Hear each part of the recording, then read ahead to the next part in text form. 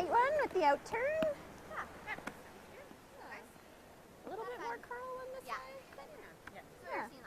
Yeah. Yeah. Yeah. Totally. Okay, strong start. Let's go. Yeah. Good start.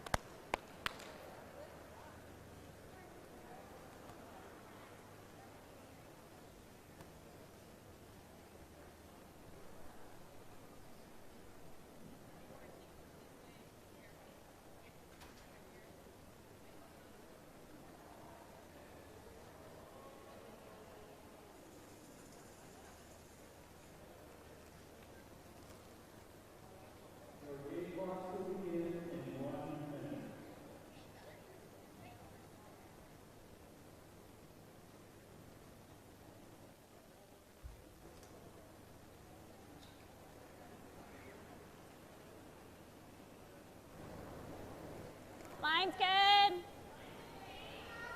Line's a little tight. 3. Line's good. 3. Okay, as far as you can. Yep, as tight as you can. Yep. As far as it goes, 16-2. Good, Kristen. Good sweep.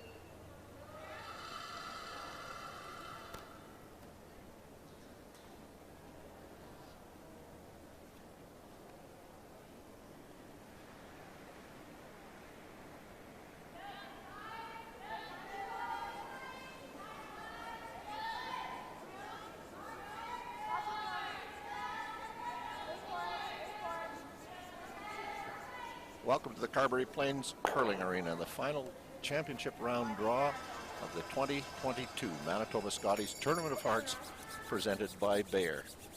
We are going to bring you an attempt to keep you up to date with all 3 games on the ice, because all 3 games on the ice have a bearing on the final playoff situation in this game. Our primary sheet is the Christy McDonald Tracy Fleury game on sheet C, which has been our live stream sheet since we moved over here for the championship round. And the game, very important. The winner of this game still has a chance to be involved in playoffs. The winner of this game has to hope that the Mackenzie Zacharias team 14-3 from Altona actually loses their game to Caitlin Jones. Jones and Zacharias are playing over on sheet A. We're going to do our best from time to time to flip our cameras around and give you a little bit of attention to that game, keep you posted on what's going on over there. The Jones-Zacharias game is the critical one. If Zacharias wins, she goes through to the playoff round along with Jones and Watling. Watling is playing on sheet B, with the Watling team playing Darcy Robertson. Darcy Robertson has to win. If she can win, she would move into a tie with the winner of the Fleury-McDonald game. Those two would be tied with Zacharias if Zacharias happens to lose. So it's as simple as that and as complicated as that. All 3 games matter. It's going to be a very entertaining next 2 or 3 hours here in Carberry in this final championship round draw of the 2022 Scotties Tournament of Hearts presented by Bayer.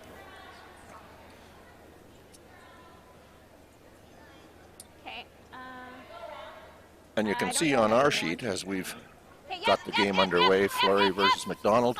McDonald throwing the Yellowstones, Fleury throwing the red. McDonald does have Hammer. Hammer in this championship round, as through the round robin, has been determined by the last shot draw, the draw to the button to see who gets Hammer. That was won by the McDonald team, so initial advantage to the McDonald team, but the rings set up with 5 rocks already having been thrown. Vanessa Foster throwing second stones, her second shot of this first end. Attempting to move that center guard, a pair of red Fleury stones in the center of the rings, one fully in the forefoot, one biting the top of the forefoot. Bit of a run back attempt. She does succeed in getting rid of one of the stones and rolls the other Fleury stone open, wide open, biting the edge of the forefoot circle, and Fleury will ask for her second.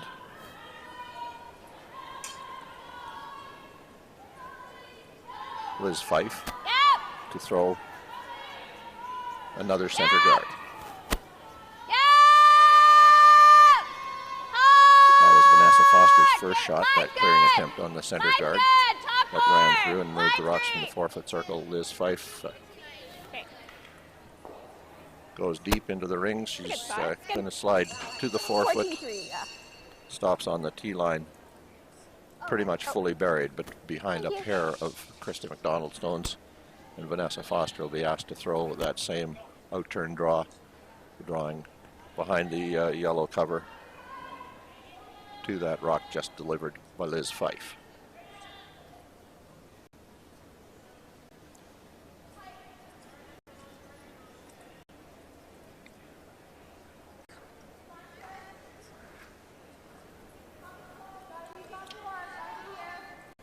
My name is Brisby Coots. I'm going to be with you through this next 2 or 3 hours from Carberry as we bring you the Curl Manitoba live stream of the Manitoba Scotties Tournament of Hearts. Today's sponsor is Sunrise Credit Union, building a better future together.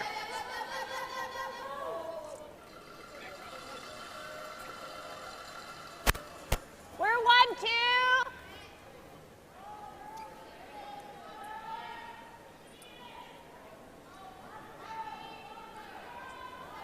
Foster's draw, maybe just a little bit short, but she comes to rest Just guard a little bit this. open, but biting the Yeah, top of the okay. forefoot circle. Nicely positioned. Like 2.5 right here.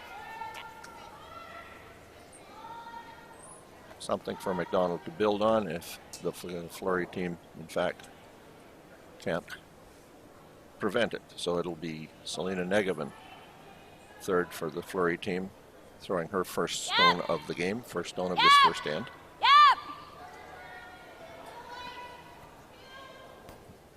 Line's good. Right to my broom. Line's good. Line's good. Little bit. Line's pretty good. Well, just to my broom. That's good. Good spot. Good sweep. Negevin puts up the guard that was there, the initial rock of the end, pretty much in that same position, maybe a foot or two closer to the rings. McDonald will go around it, asking her third, Lisa Blakeshaven, with her first stone of the game, to make that draw around that center guard, probably to tap on that yellow stone in the top of the forefoot circle.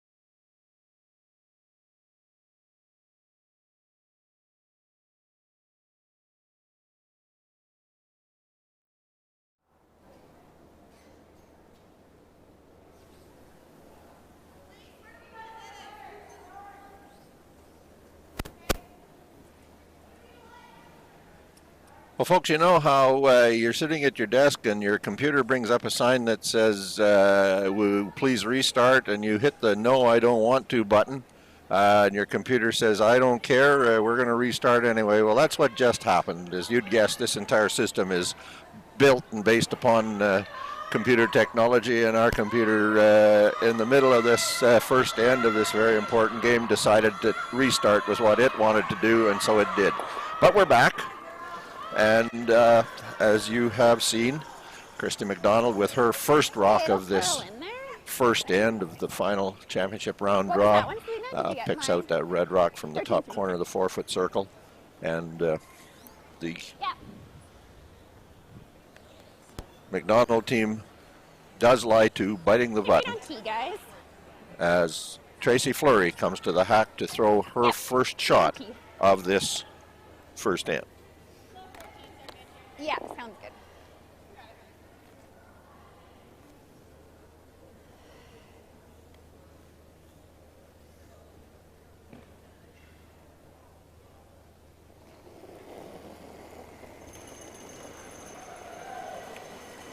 Tracy Fleury's final shot of the first end. She faces two Christy McDonald shots.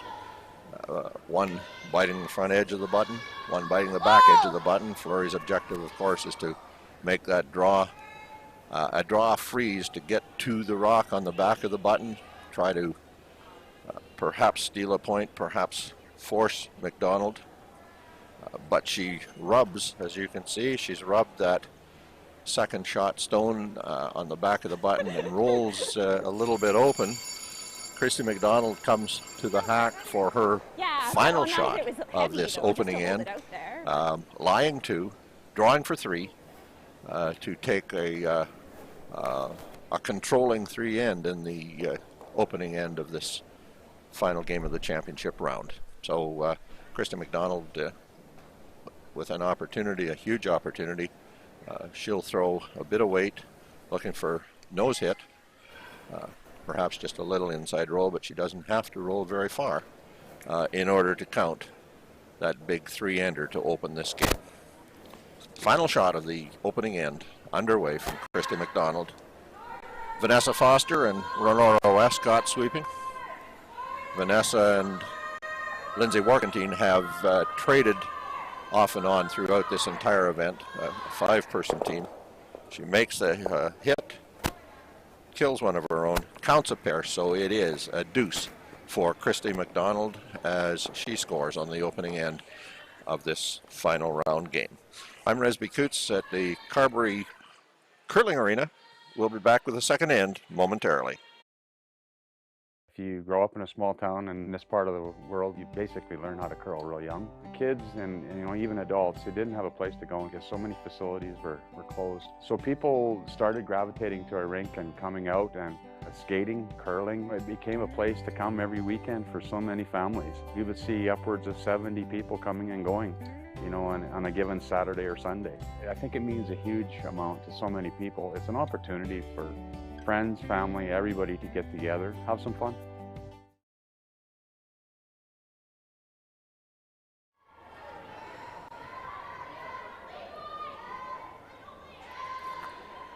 We're back in Carberry.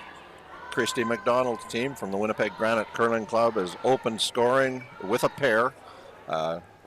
2-point lead for McDonald over Tracy Fleury and her team from the East St. Paul Curling Club, as Renora Westcott throws the opening rock of this second end. Not much happened in the other two games. As we watch our game, the 2 points scored by McDonald was the biggest end scored on the opening ends.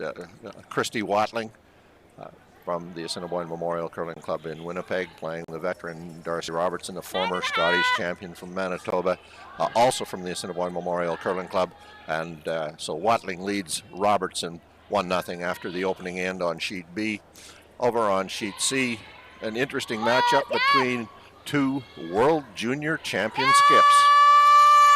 Mackenzie Zacharias from Altona, of course, is the reigning world junior champion, having won 2 years ago, and they're not having been a world junior championship in the interim. So Zacharias, a world champion, Caitlin Jones, a world junior champion, curling out of Nova Scotia in 2018. So the last two world junior champions. Zacharias has scored a single point on the opening end of that game. So it is Zacharias 1-0 over Jones. Back to our game. Routine in the opening rocks of the end. Renora Westcott through that first rock draw. Removed by the Fleury team. Westcott removes it in turn and sits wide in the 12-foot circle, a single Yellowstone. Kristen McCush throwing her second stone of this second end.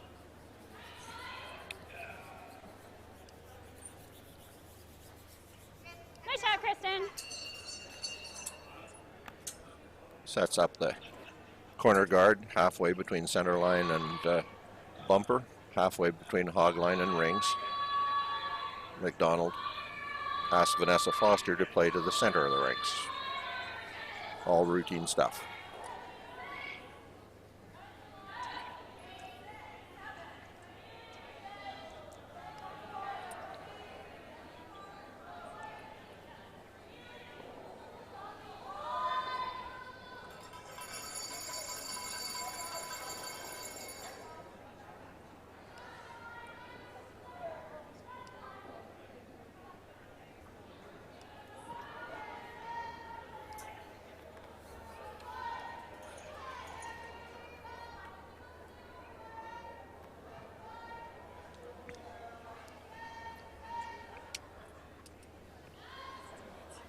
Liz Fife, her first shot of the second end. You have lots of room. Tracy Really needs to Fleury curl. looking to take advantage of that corner guard that was set Really up by needs to Kristen curl. McCush. Really gotta go. Really gotta go. Hard. Hard. Keep going. Keep going. You got it. Go, go, go. Hard, hard, hard, hard. A good 50. sweep as they That's bring good. it in to near 14-7. bite the 8-foot circle. Not quite dead behind the corner guard.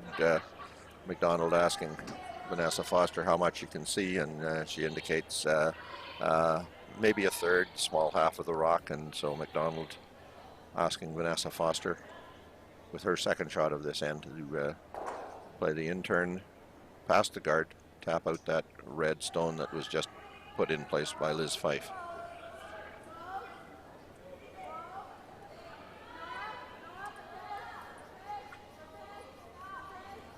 Well past the guard, she gets the corner of the red rock, rolls out of play, and Fleury will no doubt play to put that guard or that rock back in place behind that corner guard, hoping to get a little better buried.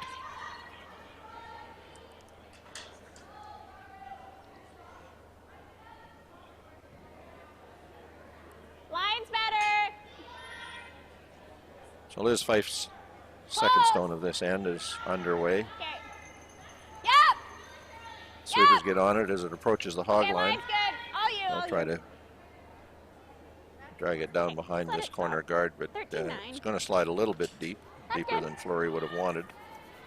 Behind the tee line and comes to rest fully in the 12-foot, but it is third shot stone and gives McDonald the opportunity to rip off that corner guard, hopes to roll over and perhaps put a guard on her own rock in the outside 12-foot circle.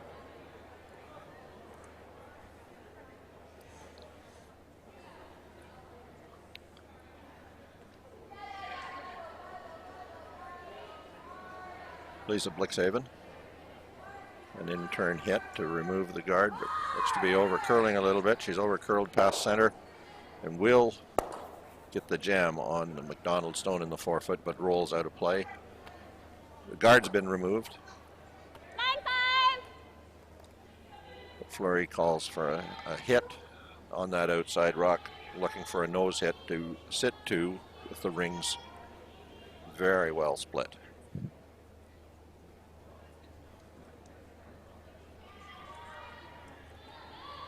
Whoa. Whoa, whoa. Kristen, Kristen. Kristen McCush, a little bit of sweep just at the end as it does come in, nose hit.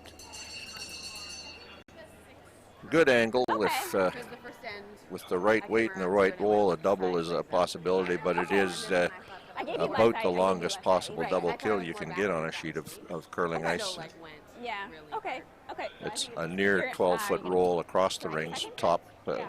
12-foot, back 12-foot. Lisa Roy, the former Lisa Okay. Roy, Lisa Blixhaven, Okay. Sounds does have the ability to throw that kind of weight.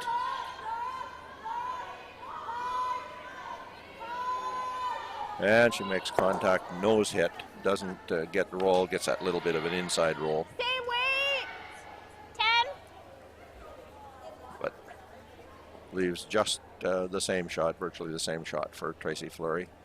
And it will be Selena Negevin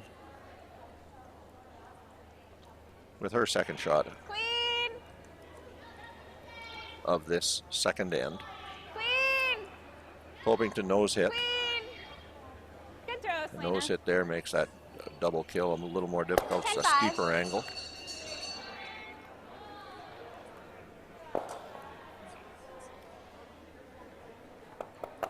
Free throw. But Christy McDonald will look at the double kill. Certainly the hit and roll across the rings, try to be, if nothing else, in front of the Fleury stone in the back 12-foot circle. It's nice out there, nice and predictable. Yeah. They knows we'll just draw, make them even.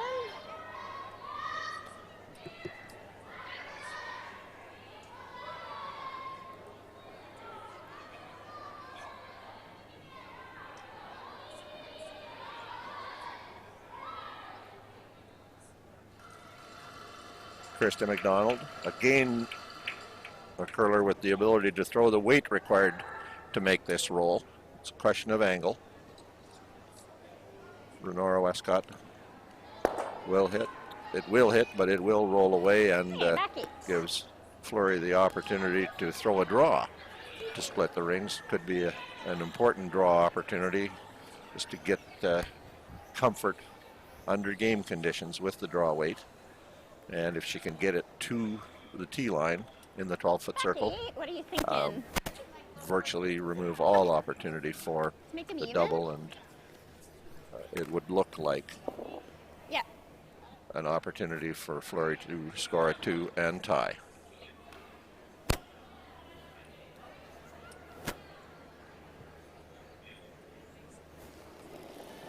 So as Fleury slides out of the hack with her first shot, I'm going to ask our camera guys to play the first trick of the day and see if we can swing our camera over to the home end of sheet B.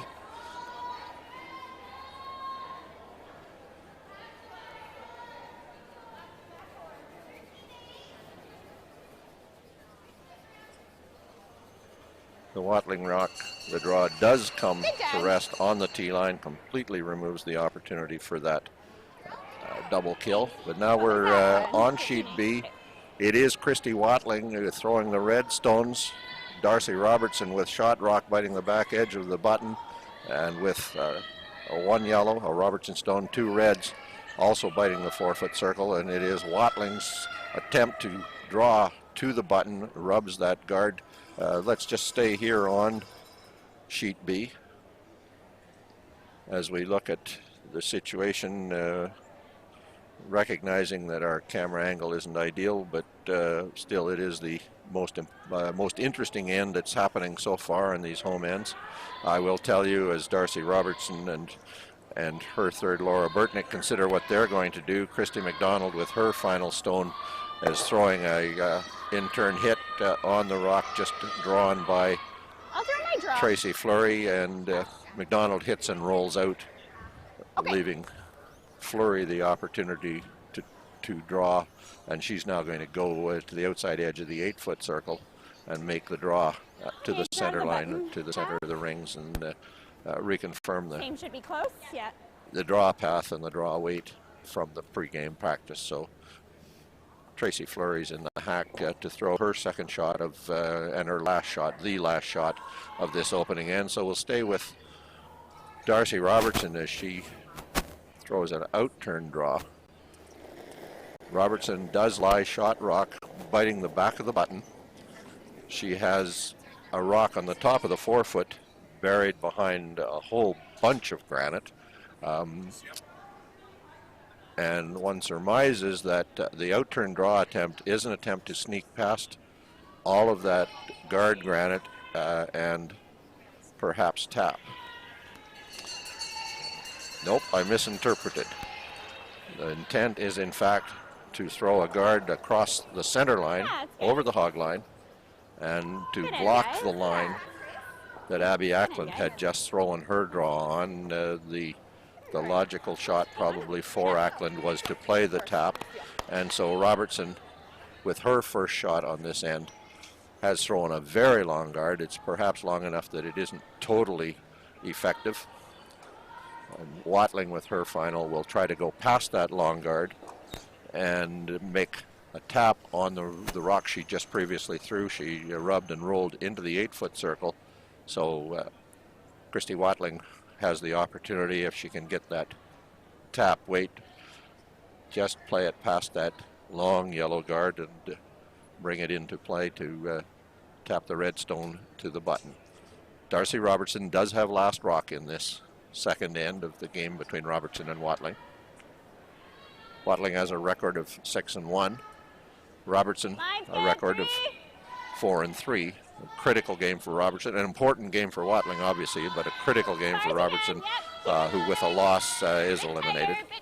So Watling gets past the guard. She will get to the face of her red stone and drive it straight back. She overcurled a little bit, drove it back, and Robertson does lie one with her last rock to come. So we'll stay with this. we'll run this end to its conclusion before we take our next end of end break. As we can tell, if we're going to proceed this way, and I think we are, we're not going to be stopping at the end of any particular end of in each game. We'll just stick with the flow of the 3 games. In fact, as we see all three games critical to the final standings in this Scotties Tournament of Hearts. Okay, lots of line. Darcy Robertson in the hack with her final rock and an out-turn draw. Line's good. If she can draw to the tee line Line's fully in the good. 4-foot Freeze circle, it. she will score a Needs to pair. curl a little. Over on sheet A, continues to be relatively routine. Caitlin Jones has scored a single point. Mackenzie Zacharias scored a single on the opening end. That game is 1-1. Darcy Robertson's final rock, the final rock of this second end between Robertson and Watling. The Robertson draw is underway. Sweeper's on it, and a strong sweep, but Darcy has not given it any real chance. It comes up short of the rings, halfway to the rings. Robertson scores a single for sure, and now Haley Ryan looking at the rocks. One of them is kicked out, the rest are kicked out the front of the rings, and there will be a measure. So we'll let you know what happens in that measure when we come back. For sure it is a 1-1 game, Robertson and Watling. Perhaps it's a 2-1 game for Robertson. We'll let you know. And when we come back, we'll come back to our original game between Tracy Fleury and Christy McDonald. Curling in the small town part of Manitoba is really big in the winter. It's something for the community to do, and it really brings the community together. We can hold annual events like our Bonspiels and our weekly nights. It's really something to do for everyone in the community. You can do it from any age. RME, proud sponsor of Curl Manitoba and the Scotties Women's Provincials. With 10 locations in Manitoba, RME is your preferred Case IH equipment dealer. RME, right by you.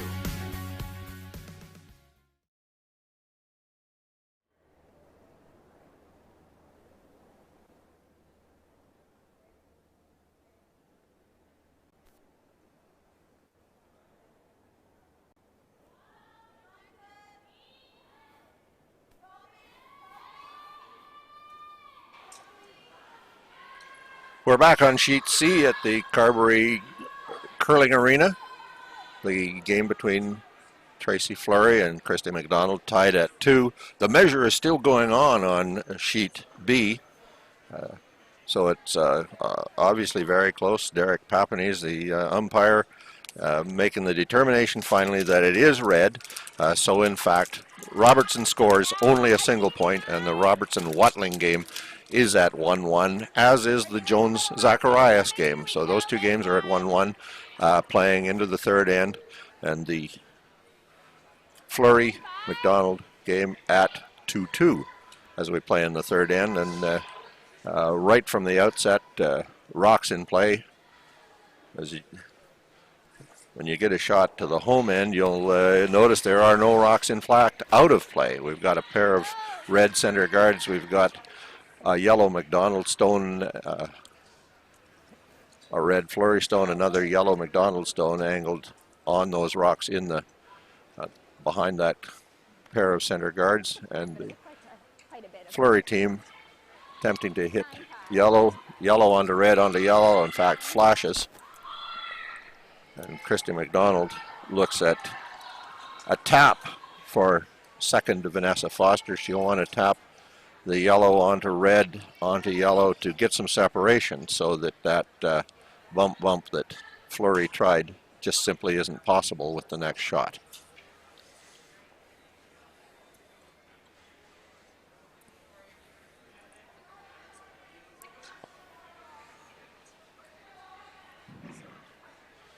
Bit of conversation back and forth now between McDonald and Foster. I think a question of ensuring that there's clear understanding of what weight we're talking about.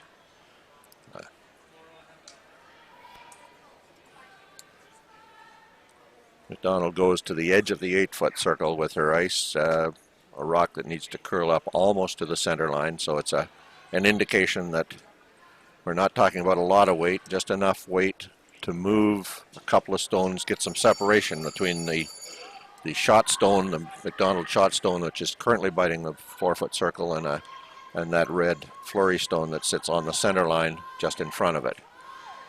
So as she slides past the guard, she does get the tap on the yellow, onto the red, onto the yellow. Didn't get the separation she wanted, and it does very much leave the opportunity for Fleury with a hit on the 2 yellows to go yellow onto red and remove the yellow, but she's looking instead at wide in-turn draw. Maybe you have to come this way. And in fact is now looking instead at wide out-turn draw. And now she goes back to looking at wide in-turn draw, and it's Selena Negevin in the hack. The decision's been made. It will be a draw attempt. Broom outside the edge of the 12-foot circle, halfway between the rings and the wall. Selena Negevin with her draw. Sweepers Liz Fife, Kristen McCush. Begins to curl in from about that midpoint to the rings. Does nicely curl behind that yellow McDonald stone in the 4-foot. Bites the back edge of the button, or near bite of the back edge of the button. Well and fully covered. Christy McDonald will ask Lisa Blixhaven to play an angle run on the yellow guard, run it in, perhaps take out that 3rd shot stone on the red center line. If it overcurls a bit, she might get the straighter run back and take the one out of the back of the 4-foot.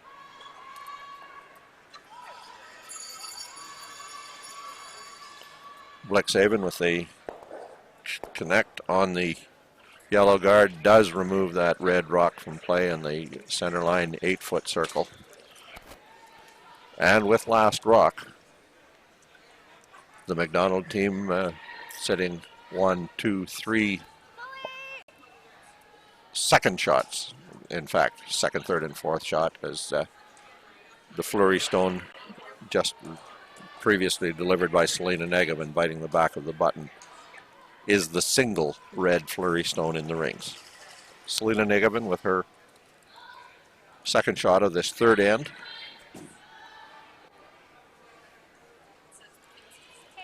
Lots of line right now. Lots of line. Liz, whoa, Liz. That rock stays wide for a very long time. In fact, they sweep it and just sweep for that little bit of a rub, and it rolls in. A bit of good fortune on that rub and roll, but McDonald asking Lisa Blixhaven to play in-turn hit. If she can get to the nose, or just across the nose, a little bit of roll to the center line, she might just be able to remove both red rocks from play. That's beautiful. Yeah. 13-1 on it. That got scary fast, eh?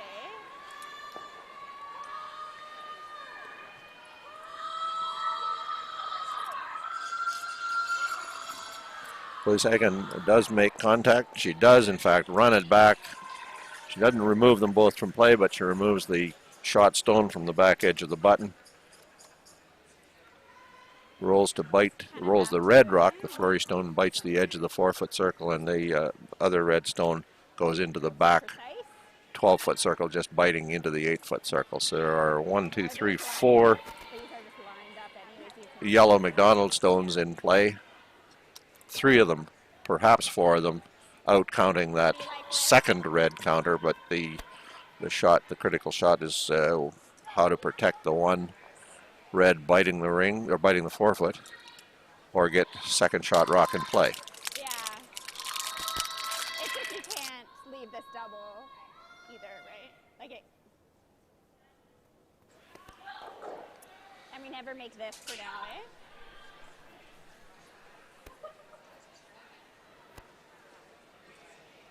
Oh, opens up the middle for us a little bit. Liz Fife weighs in with an opinion. Not bad. Kristen Well, McCouch are we making a double or are we making the roll? cleaning the ice as she wanders casually down to visit with the team and probably let them know her opinion as well. Oh, just the roll, eh? Okay. I like that. Team McDonald Give me an option on does that. have shot rock, the rock in the Um, front so, do you like of the 4-foot circle, just Okay. almost purely on the center line, not quite. Second shot is the red at Selena Negovan's feet. Third, fourth, maybe fifth are yellow McDonald stones. So Fleury needs to come up big here in order to, at this stage, minimize the damage. Maybe try to figure out with the next shot how to come up with the force or the steal, but at this point in time, minimize the damage that McDonald is potentially going to cause if the shot isn't properly made. So it is a in-turn hit. Fleury's rock crosses the hog line, slides right past the shot stone, and in fact picks the red Fleury stone off the back edge of the 4-foot circle, and the McDonald team with 2 McDonald stones and 1 Fleury stone yet to come. The Christy McDonald team from the Granite Curling Club lies 4. The opportunity now to cover and inflict some major damage on Team Fleury.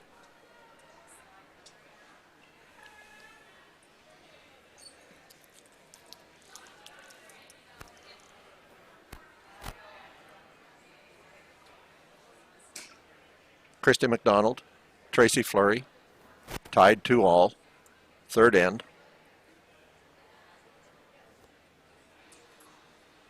McDonald's first rock of this third end. Well, just need to get one in there. She'll throw a guard, attempting to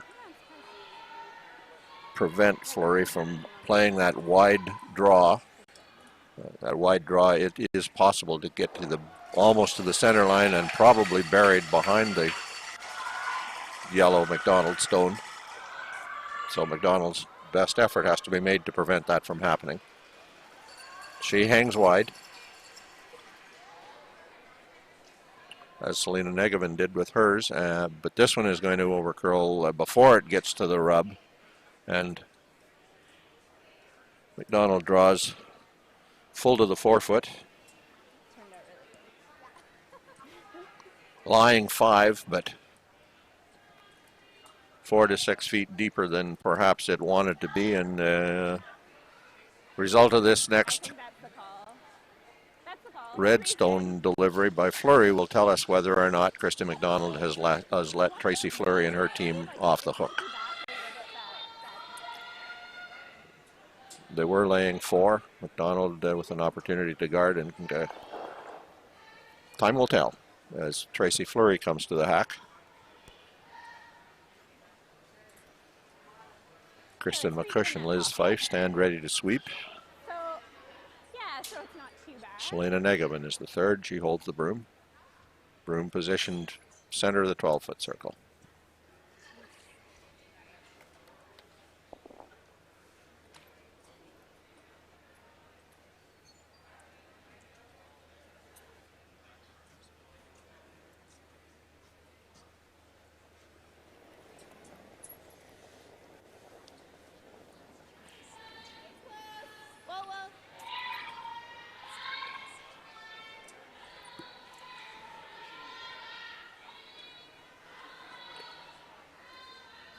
As it crosses the hog line, you can see that it is beginning to make that big swing that they were counting on. It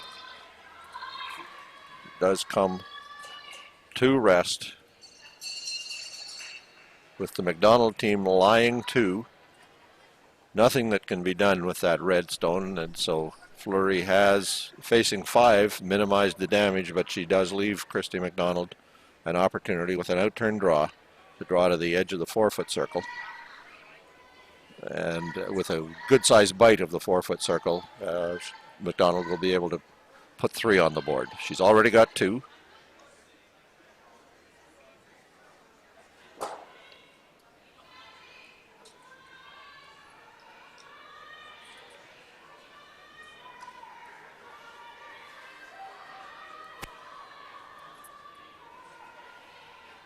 Christy McDonald slides out of the hack with her out-turn draw. Final rock of this third end. Final championship round game of the 2022 Manitoba Scotties Tournament of Hearts presented by Bayer. Competition in the Carberry Arena. The McDonald rock over curls, but she gets a tap, looking to see if we can't get something to happen. But once again, with a shot for 3, Krista McDonald has scored a deuce, takes a 4-2 lead after 3 completed ends. McDonald 4, Fleury 2. We'll be back with the 4th end of our game momentarily. RME, proud sponsor of Curl Manitoba and the Scotties Women's Provincials. With 10 locations in Manitoba, RME is your preferred Case IH equipment dealer. RME, right by you. It means coming together, helping one another, being there, showing support. That's community. Getting together with your chums you want to curl with. It's important to volunteer, help out as much as we can. I love curling. I love curling.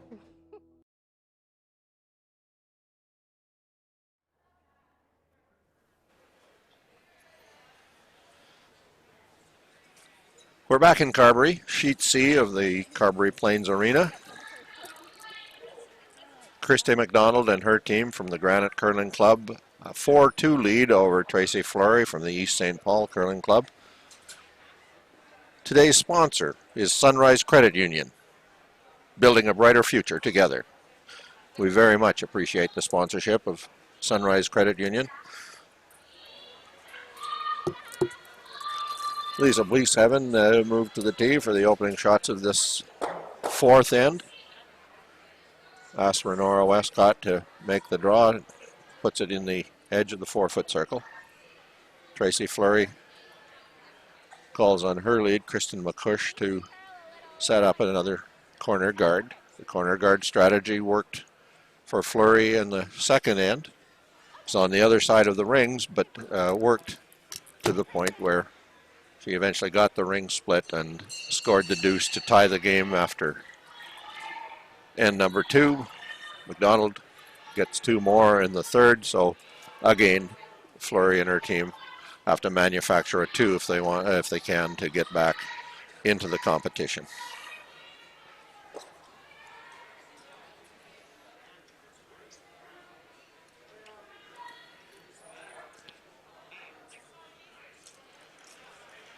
Bleeshaven ignoring the corner guard, plays the guard to the center line. Does slide in to bite the top of the 12-foot circle, deeper than she would have wanted. Fleury asking for a hit, a nose hit. A nose hit probably makes a double kill, and it leaves a guard in place that cannot yet be played. It will be still in the free guard zone.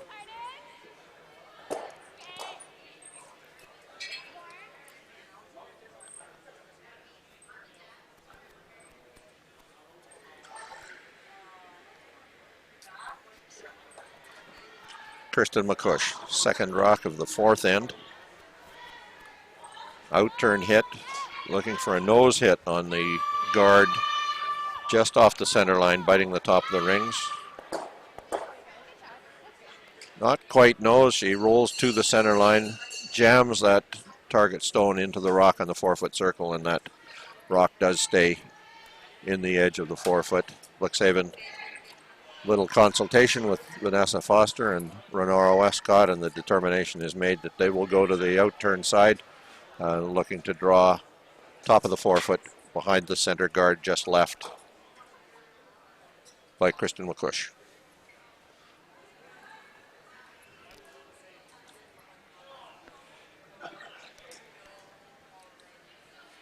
As this rock slides down the ice, we'll recap the scores in the other 2 games. In the The game that's most critical to everybody's future, Mackenzie Zacharias from Altona has scored a deuce on the third end.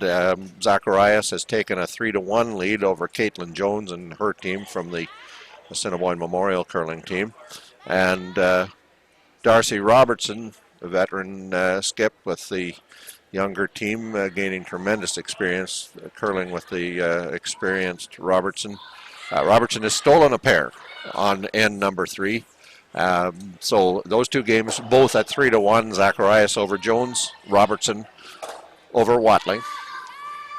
As we come back to our game on sheet C, Fleury and McDonald. Liz Fife playing to the yellow rock in the edge of the 4-foot circle and rubs and rolls in behind the corner guard that was throwing the first red rock of the end, delivered by Kristen McCush. And no mistake, Christy McDonald immediately asked to get rid of that corner guard. Done properly, odds are she removes both red rocks from in front of the rings. Double kill is possible, even probable. The key is to get rid of that corner guard that currently guards the Liz Fife stone on the tee line in the 8-foot circle. And she does make the double contact, rolls the yellow shooter away, not out of play, but certainly that won't have any bearing on the outcome of this end. Red rock does roll into the 4-foot on the tee line. So Fleury lying first and fourth, both on the tee line, one biting the 4-foot circle, one full in the 8-foot circle. McDonald lying second and third, paired together in the back of the 8-foot, and Liz Fife is asked to remove them both. Throwing the in-turn hit.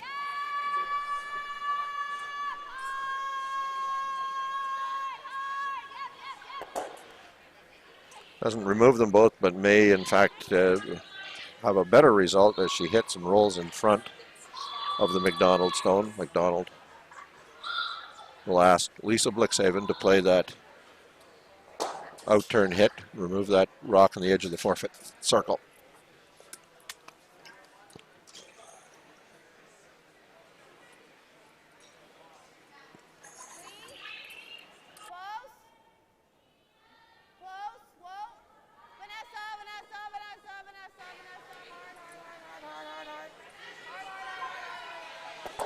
Blixhaven gets the hit, looking for the angle maybe to separate the two rocks in the back of the 8-foot circle. That doesn't happen. So first shot now is Fleury on the tee line, biting the back of the 4-foot circle. Second shot may be in question from the way that Tracy Fleury looked at them. Maybe red, maybe yellow. She asked Liz Fife to throw in-turn draw to come to the open side near the yellow rock in the McDonald stone in the 12-foot.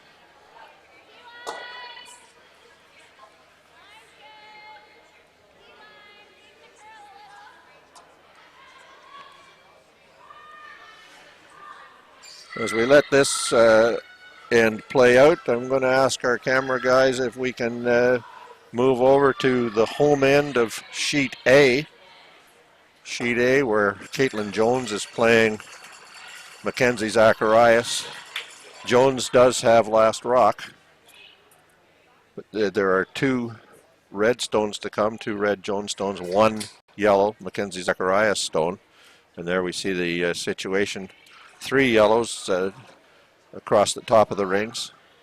Caitlin Jones with her first shot of what is the home end of end number 4 in the Jones-Zacharias game. Jones throwing an in-turn hit, hoping to hit and roll back across center, double kill. Makes that shot very nicely. Sits top 8-foot circle, just off center. Mackenzie Zacharias with her final shot of this end will try to remove it. Get a little bit of separation.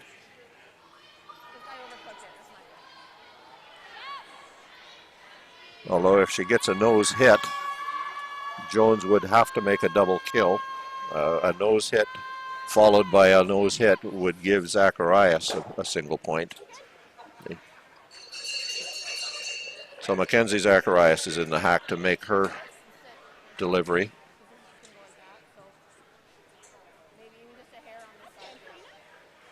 It is the in-turn hit, starting about a foot off the center line, coming to the center line. As she comes to the hog line, her rock does make the contact, rolls a little bit across center, good separation.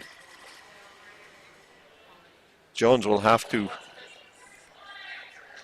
make a hit and roll to bite the 8-foot circle. A nose hit would appear from this vantage point, at least, that the nose hit might leave Zacharias with a single point. So Jones will follow that hit with a in-turn hit of her own. Rock just across the center line. Her target 6 inches on the other side of center.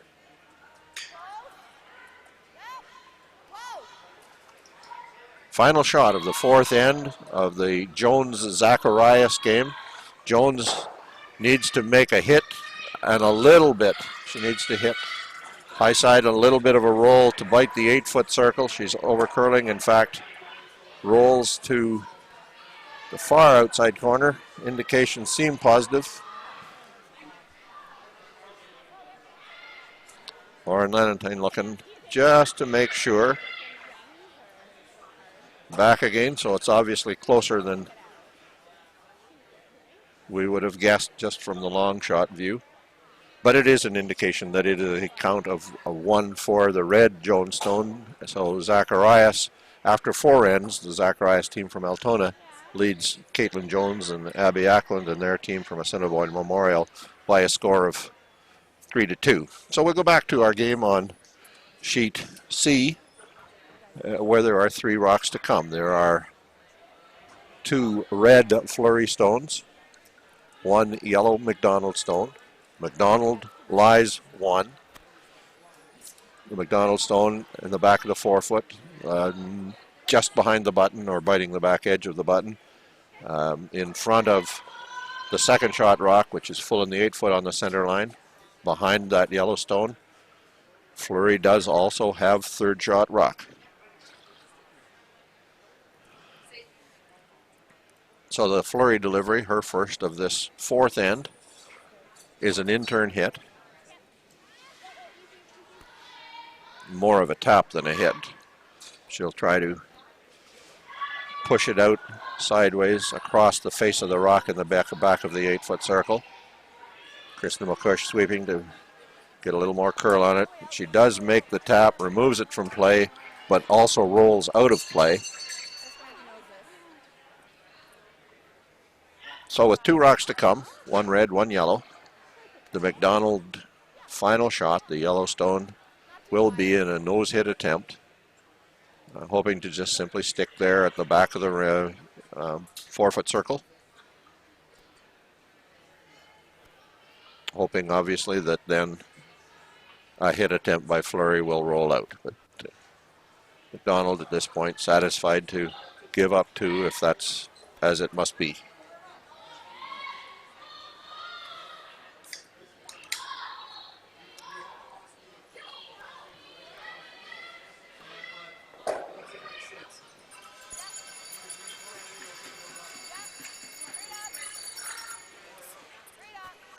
McDonald's rock crosses the hog line. She will make that nose hit contact that she was looking for. McDonald lies 1. Flurry second shot. Flurry will play the out-turn hit. Looking to hit and stick. Has to stay biting the 8-foot circle, so she's got a little bit of latitude for a miss. Well, if not a miss, certainly a less than perfect hit, I guess is the way I would describe it. And so Tracy Flurry sits in the hack preparing to throw the out-turn hit. Kristen McCush and Liz Fife again ready themselves to sweep if it's needed.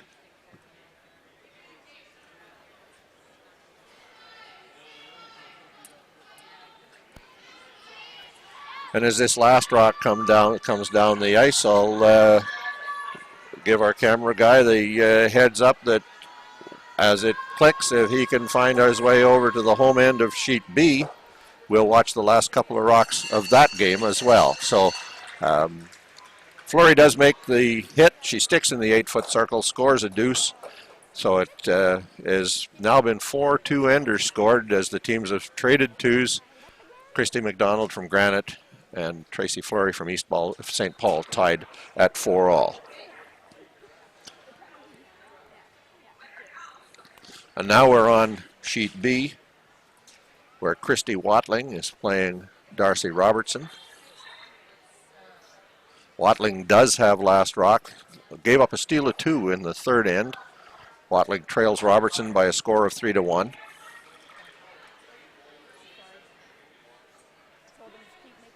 Watling with her first shot of this fourth end. Ly's second shot, half buried on the center line, biting the 12-foot circle, and is playing a hit on the shot rock, hoping to get a roll to the center line. Didn't get that roll, leaves Darcy Robertson the opportunity to play the hit. Try to get that hit and roll. She'll want to get a roll that gets her fully to the center line, even half across the center, a little more than half the rock across the center line, would have the angle such that the raise the run back takeout might not be possible. So first objective, of course, for Robertson is to roll behind the guards. Second objective is the perfect positioning of the roll, and that roll needs to be about 2/3 of the rock across the center line, biting the top edge of the 4-foot would be almost ideal.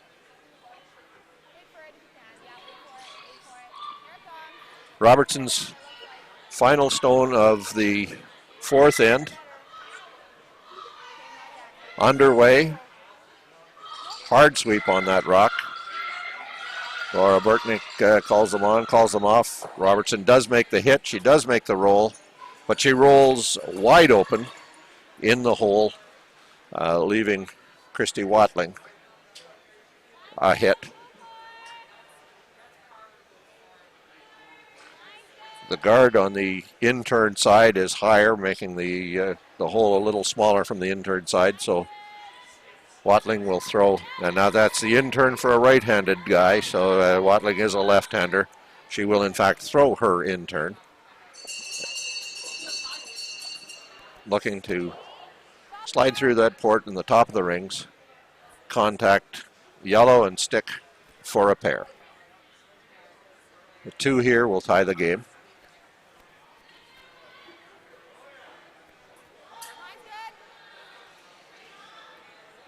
As that rock comes to the hog line, it's clear of the guard, clear of the rock in the top of the 12-foot circle. She hits and rolls, bite the button on the center line. Watling scores a pair. That game is tied at 3-all after 4 ends. In the 5th end, Caitlin Jones and Mackenzie Zacharias. Zacharias leads 3-2. And we'll be back with the 5th end of our game on sheet C, McDonald and Fleury, momentarily. RME, proud sponsor of Curl Manitoba and the Scotties Women's Provincials. With 10 locations in Manitoba, RME is your preferred Case IH equipment dealer. RME, right by you.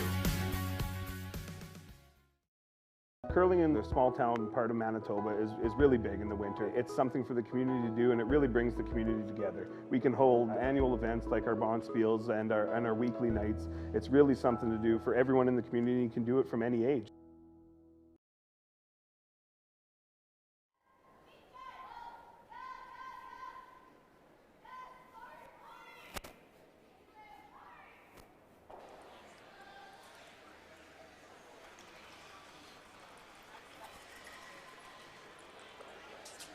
We're back in Carberry. I'm Resby Coots. We're bringing you coverage of all 3 games on the ice at this moment in time. We have 3 final championship round games. All 3 games are critical in the final standings of the 2022 Scotties Tournament of Hearts. Our game on sheet A Caitlin Jones and Mackenzie Zacharias is the one that, admit it or not, a couple of teams on the other sheets will be watching. If Zacharias wins, Zacharias goes through to the playoff round. Jones and Christy Watling are already through to the playoff round. Their final position not clear yet.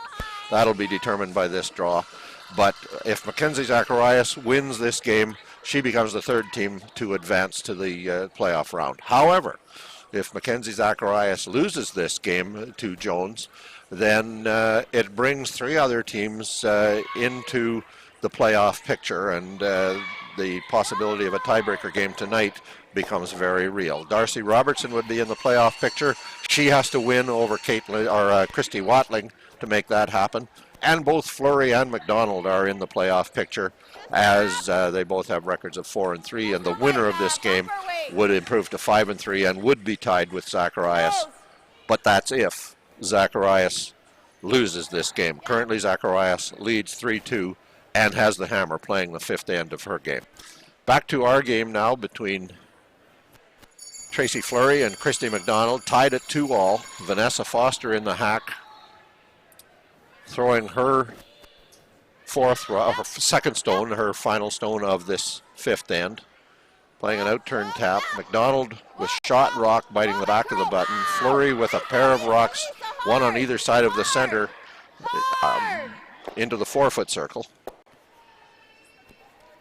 Foster playing tap, runs it in and moves the red stone, the Fleury stone, back into the back of the 4-foot. In fact, it curls in behind the McDonald stone. So McDonald lies 1, Fleury lies 2 and 3, McDonald lies 4 up in the top corner of the 8-foot circle. Fleury asking Selena Negan how much of the rock she can see. Like, you want to roll your shooter deep, right? It would seem likely the hit is the call. A hit on the red, roll to the outside of the 8-foot, roll or into the 12. That would put red onto yellow, onto red. Both the red and the yellow in the back of the 4-foot would leave the rings.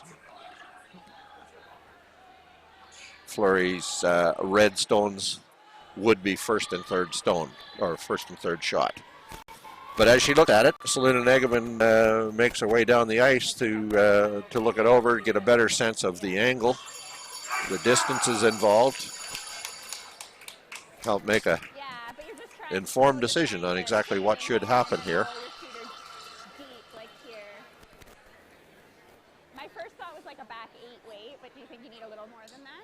Like back 12? With back 8?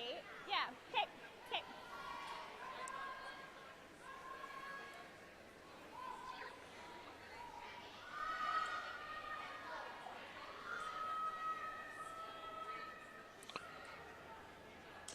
So it looks as if they've settled on a heavy draw, light tap, whichever way you want to look at it, trying to perhaps just sneak past that center guard, make low side contact on the red rock in the front of the 4-foot and roll in behind the two red guards into the top of the 4-foot circle, setting up more than one for later, or at least setting up a steal or a force. So the Negavan rock is underway, out-turn draw. Sweepers on it at the hog line.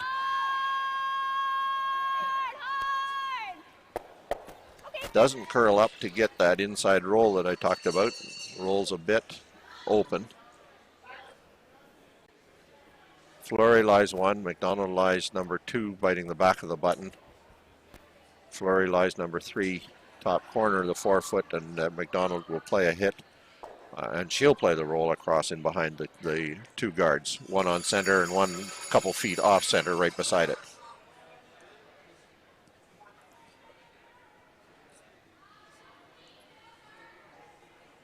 Yeah, a little bit. Close. No. Yep, and up now. Lisa Blixhaven's hit is underway. Don't flop. You got the flop. She will make hitting a bit of a roll. She rolls to the top of the 4-foot circle, biting the top of the 4-foot circle.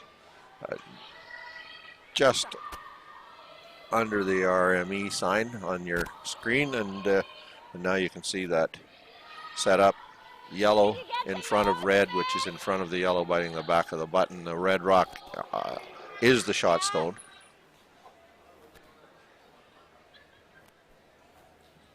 I think that's all I see. Do you like bumper? Yep.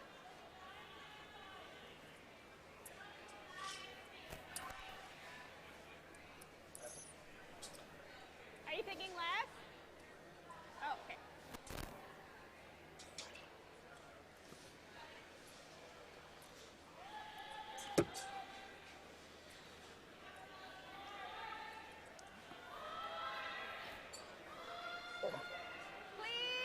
Selena Negaman with her second rock, her final rock of this fifth end. She's playing that wide in turn. We've seen a lot of curl at that spot, but she does sneak just past the outside of that guard. Runs the yellow stone back, jams out her own stone in the back of the rings. So Fleury lies 1 on the button. McDonald with 2 biting the back of the button, 3 biting the front of the 4-foot circle in front of it, 4 in the back of the 8-foot. And she'll be looking for a Lisa Blixhaven tap on yellow to get some separation of the rocks in the ring in the 4-foot circle. Hey, line's really good. Yeah, a little bit. Yep. Line's good. Hard. Hard. Hard. Hard. Sweepers on it at the hog line. Renora Westcott, she will pass the guard. She gets that tap she was looking for. Good shot. And now sits red is shot rock biting the button and moved a little bit, but the yellow one has been removed from behind it, and the Fleury team again finds itself in a precarious situation with a lot of yellow rocks in play and only 1 red Fleury stone. They look wide to see about a angled tap on the Negavan stone that was left there previous shot. Like back 12. Yeah. And while Tracy Fleury comes to the hack, I will say hello to a very good friend who has sent me a text and suggested that an end or two ago I missed a call. And I'm going to tell you folks, I'm watching 3 games here, and frankly I'm having a lot of fun doing it. But it doesn't surprise me at all that I might have missed a call, because I might have been watching a different sheet of ice completely while something was going on and I guessed wrong. So I trust that will be a satisfactory explanation, and we charge forward Tracy Fleury with her first rock of this fifth end. She's playing that again wide in turn. We've seen that curl big from about the hog or the center halfway to the rings, but we've also seen this rock stay wide. And it looks like this is an occasion when it stays wide, it does contact the rock in the back of the rings and roll out of play. Okay, well, you know what? If I just hit this now, and then what do they have, right? But McDonald and Lisa Blixhaven look at the combination to see how are we going to remove this red rock. We have now been given the opportunity to play on it. Hit and roll on the yellow rock, rolling to the outside edge of the 8-foot circle would push the red out of the 4-foot, would push it back onto the yellow McDonald stone in the back of the 8-foot circle. But the first objective is to get that rock off the button. Christy McDonald will throw an out-turn hit. We really don't need to stick a shooter. We don't want to give them something to hit off of, right? So I'm playing to just hit a corner and roll away, or roll out even. Okay, we just let's keep it out there. We got to make sure we don't overcurl here.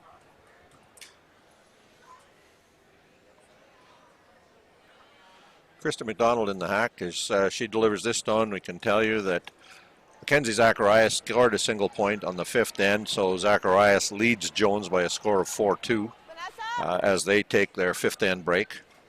Krista McDonald's hit is on its way.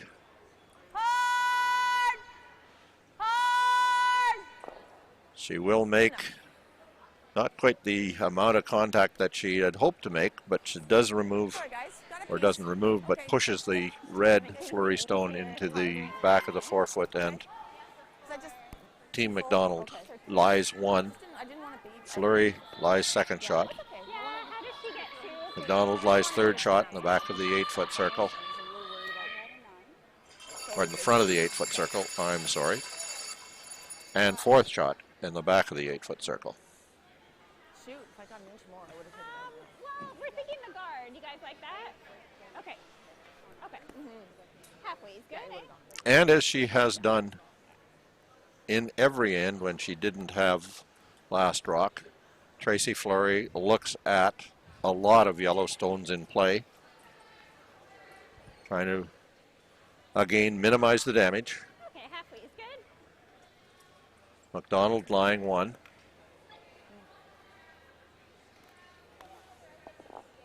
Yeah.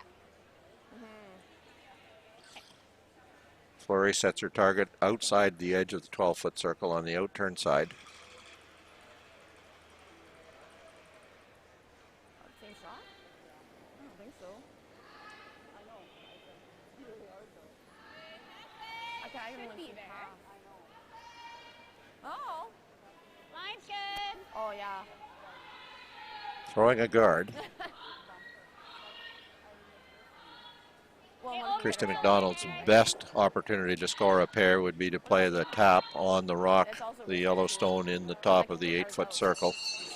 So Tracy Fleury has taken away that opportunity with a guard.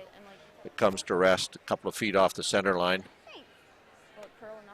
No opportunity at all now for McDonald to play that shot. And one wonders if there's an opportunity anywhere except for the wide in-off kind of shot. 9. Yeah, I could roll off the back of it. But this is the kind of shot that, depending on angle, could roll in off the rock in the 8-foot, could tap the rock in the 8-foot to the 4-foot. If she doesn't hit quite as much of it, perhaps she can make double kill and run the yellow in the 4-foot onto the red and score more than a couple. Just gotta be careful. She'll give it a try. It'll be an in-turn hit. Christy McDonald certainly capable of throwing the weight required to get this kind of action on her delivered stone. I am seeing fibers and stuff on the ice. Keep your eyes peeled.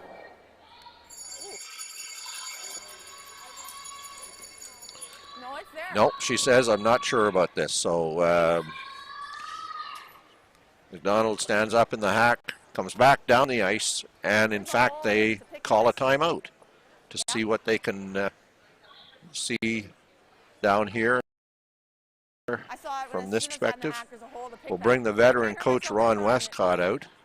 There isn't much that Ron hasn't seen over a lifetime of very successful curling competition, and I say that tremendously respectfully. This is a man who has been there and done it. He's played at the highest level of the sport for a very long time, and his wisdom is invaluable to this team. No, pick. Yeah.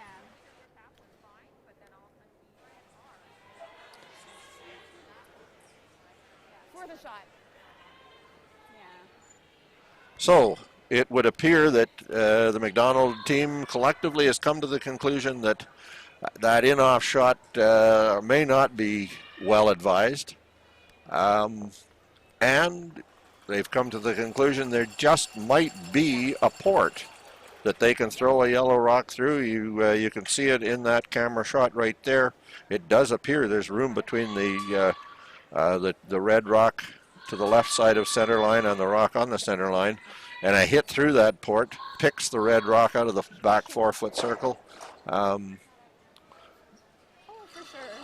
for sure counts a couple. Who knows, maybe a third. So here it is, Christy McDonald's in-turn hit underway, aiming for that port. Not quite. So yellow. Christy McDonald scores the first single of the end after 4 consecutive deuces, and Christy McDonald and her Granite team take a 5-4 lead into the mid-game break. Over on the next sheet, Robertson with a single to take a 4-3 lead into their mid-game break.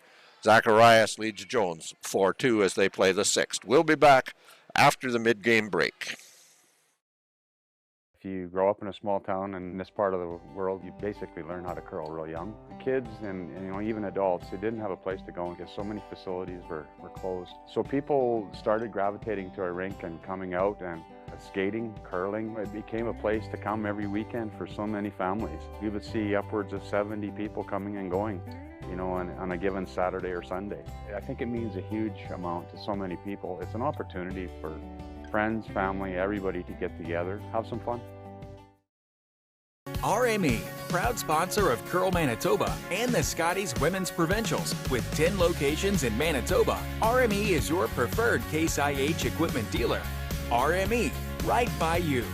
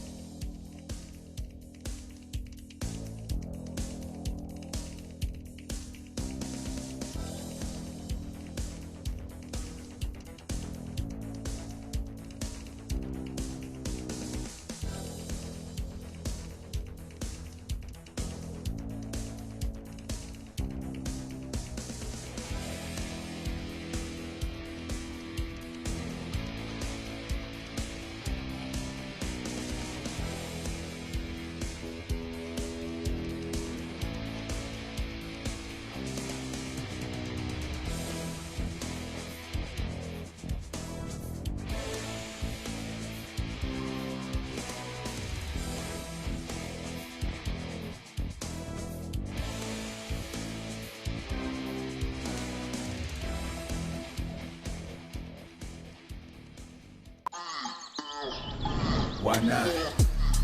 Just watch. Why not? Keep scrolling, I slide. Why not? As a broadcaster and Hall of Fame football player, I'm constantly in the lab of life. For 15 years, my friends at Knott Auto Corp have been pioneers as well. Why not? Introducing Winnipeg Car Lab, custom car wraps, graphics, and auto services. Winnipeg, why not get in the lab? Half a century and 20 stores after they opened their first store, McMunn & Yates is still in your neighborhood. Getting involved, supporting consumer and contractor alike. A community building, helping build communities. McMunn & Yates, make it better. Eat. Meet. Stay. Canad Inn's destination centers are your home for hospitality, with 10 locations in Manitoba and 1 in North Dakota, featuring the finest in accommodations, food and beverage, entertainment, banquet and conference facilities, and so much more. For the best service and best value, your only stop is Canad Inns. Call today at 1-888-33-CANAD or visit us right now at canadinns.com. Asham Curling Supply. Superior fit, comfort, and performance. Asham curling shoes are the best we've ever used. Hi folks, I'm Arnold Asham, and our product is always satisfaction guaranteed or your money back. Asham Curling Supplies. That's your best delivery of the day. And the locker room celebrations are already underway, and they're going to be all night long. Here's a team who struggled early on. Be a player. Bet with Manitoba Sportsbook. Play now sports. It means coming together, helping one another, being there, showing support.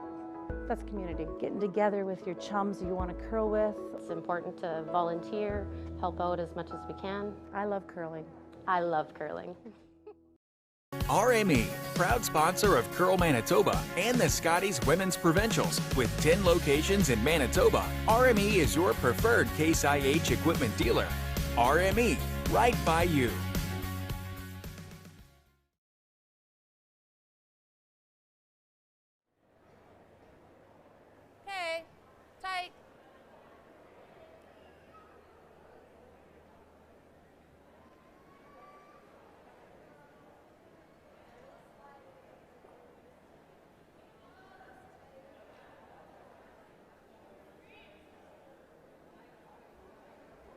Very nice. Good shot.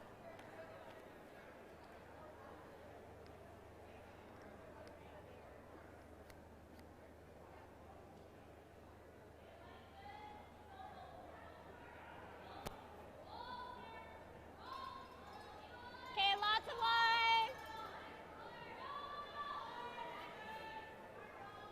Lots of line. Still. Okay, still needs to curl a little. Curl. Yep, right in there. Right in there. Go, go, go, go, go. Good sweep. 14-4. Nice, Kristen.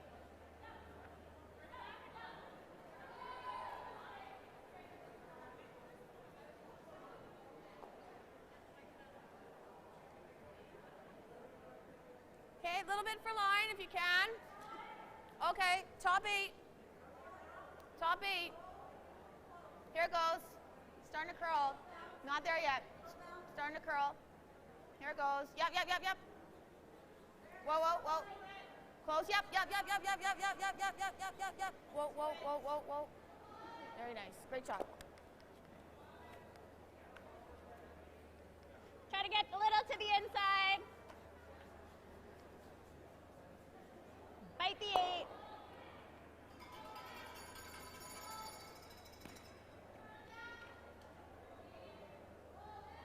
Line's good. Bite 8. Line's good. Close. Line's good. Needs to curl a little. Line's pretty good. Line's great. Freeze it. Line's great. Good. Nice shot. 14-1.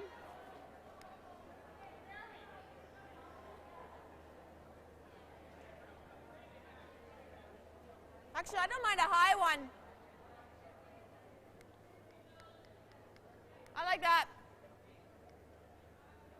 Just 1 to 2.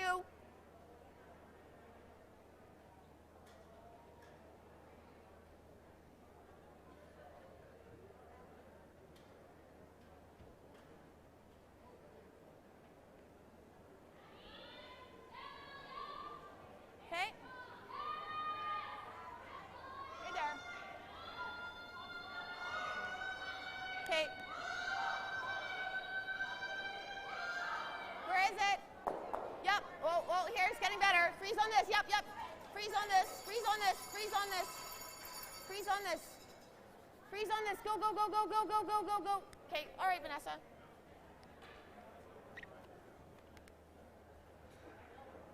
Just a hair low.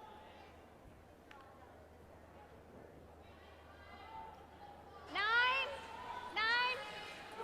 Well, we're back into the 6th end of our game between Tracy Fleury and Christy McDonald.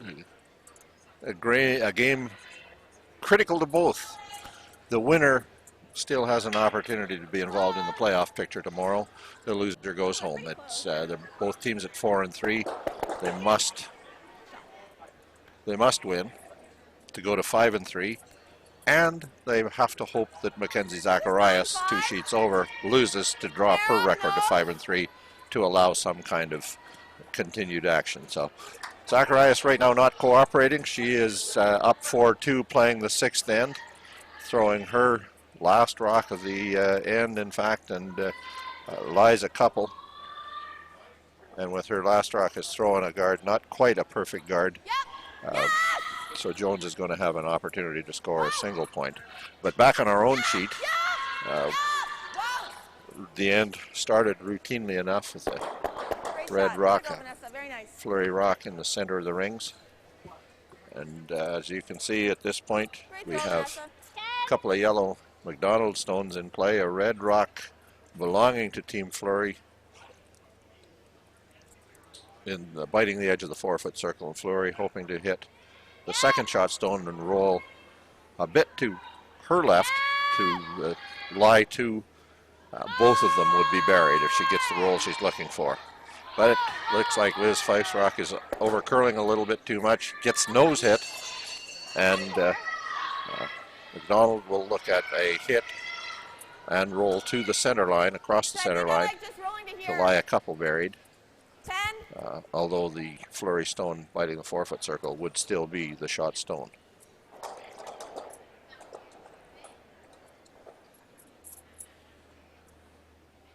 Lisa Blixhaven in the hack. She'll throw an out-turn hit, hoping to hit just across the center of the target stone. Rock biting the 8-foot circle. She's hoping to roll to the center line, perhaps a little bit across the center line. Okay, 9-4. It's a nose hit and rolls away rather than in. Wide open outside, but there'll be no interest in taking any action with that. Rock flurry is the opportunity, in fact, to try to put one behind, using it as a guard along with the rock that sits a couple of inches outside the rings. Line's good, you have room. Fully. Selena Negovan.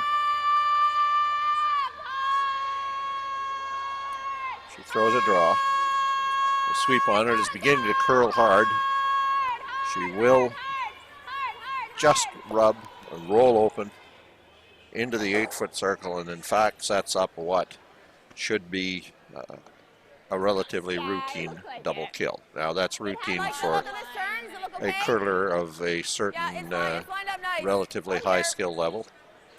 Some of the folks I curl with from day to day might not consider this a routine double kill. But at this level, Lisa Blixhaven will throw an in-turn pretty much up the center line.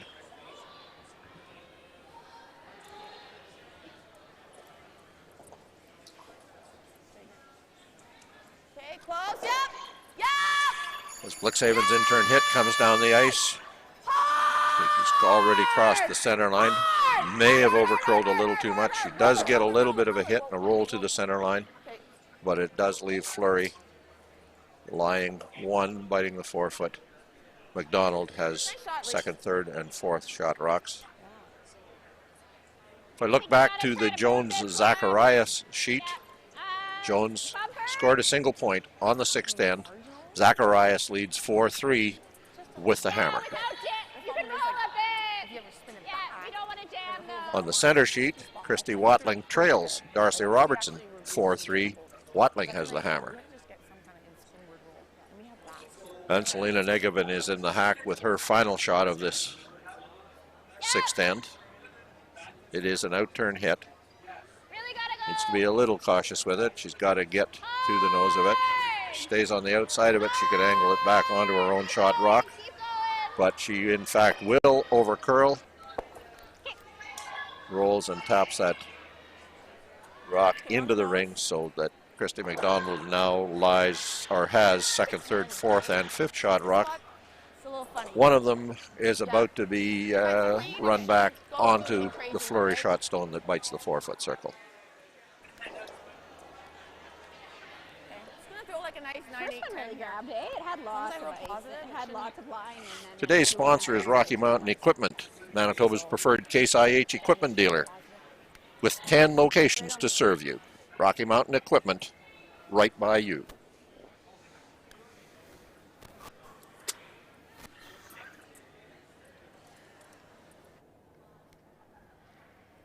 All good.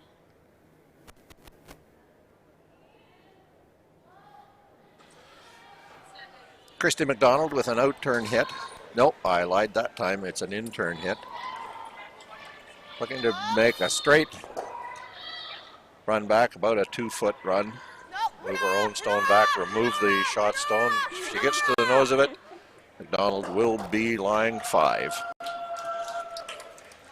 And as I've said a couple of times earlier, each time Tracy Fleury goes to throw, she's looking at a lot of the yellow stones, and that's not to suggest that her team has not been providing her support. It's mostly reflective of the style of game that Tracy Fleury is playing in her attempt to beat Christy McDonald here today. So, yeah. Well, I'll throw the out turn. Oh, yeah. You know what? Yeah, exactly. Force is on. Right?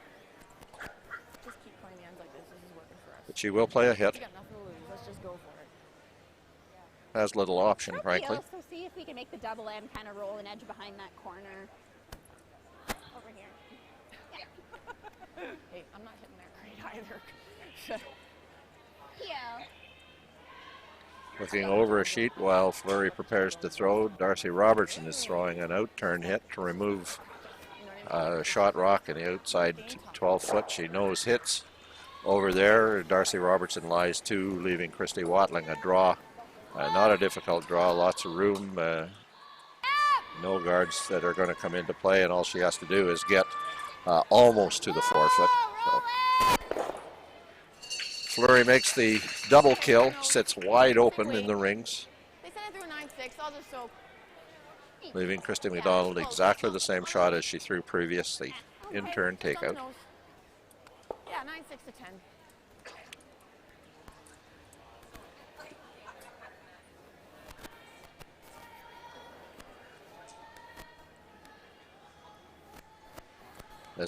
As McDonald prepares to throw her stone, Christy Watling's slide to the hog line is complete. The rock's been released. And her sweepers, Sarah Pike and Emily Raffinson, sweeping a little bit as the rock comes to the hog line, but not very much, and now they're off it as it comes to the top of the rings, and the Watling rock does come to rest into the back of the 8 foot circle, but easily a score, and Watling ties the game at 4-4. Meanwhile, Christy McDonald in our game does make that hit. Rolls a little bit, biting the 8 foot, or just about biting the 8 foot. So Tracy Fleury goes to the hack for her final stone. She trails by a score of 5-4. She'll throw a draw that has to touch the white, the white 8 foot circle. So after the first 4 ends of the game, the teams traded deuces.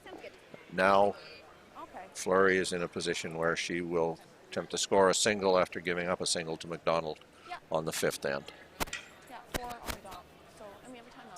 Final rock of our end between Tracy Fleury and Christy McDonald.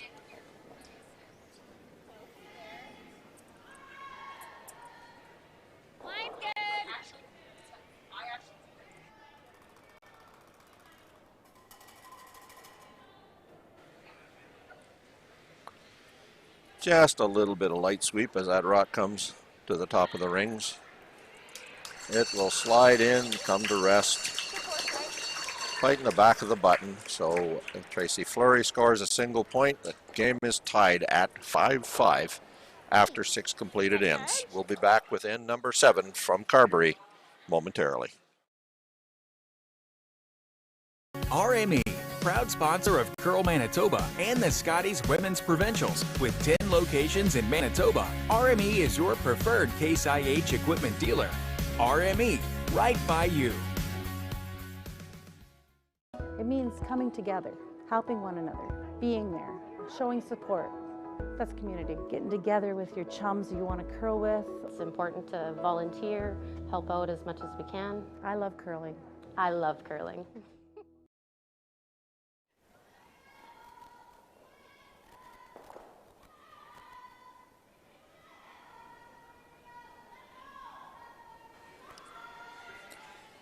We're back. First rock of the 7th end, Kristen McCush delivers after Tracy Fleury draws to the 4 foot circle for a single point.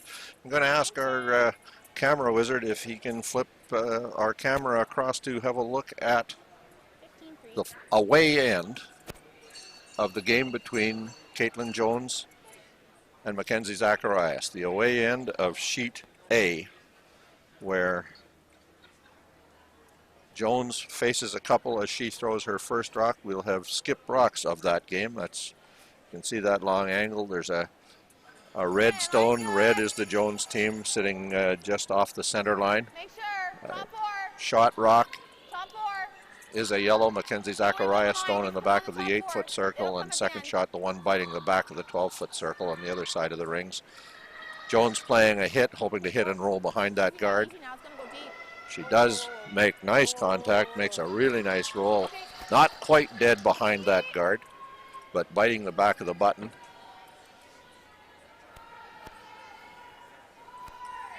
And possibly angled so that contacting that red rock would push it back onto the yellow second shot stone. Mackenzie Zacharias asking her front enders, how much of this rock can I see? They tell her that she can see perhaps a small half, a large third of the rock. And so she's taking a couple feet ice, maybe a little bit more. She'll play a lightweight tap, hoping to sneak past that red guard and tap that red rock out through the back of the rings without contacting the yellow, biting the back 12-foot circle. Mackenzie Zacharias in the hack, leads 4-3. She does have the hammer.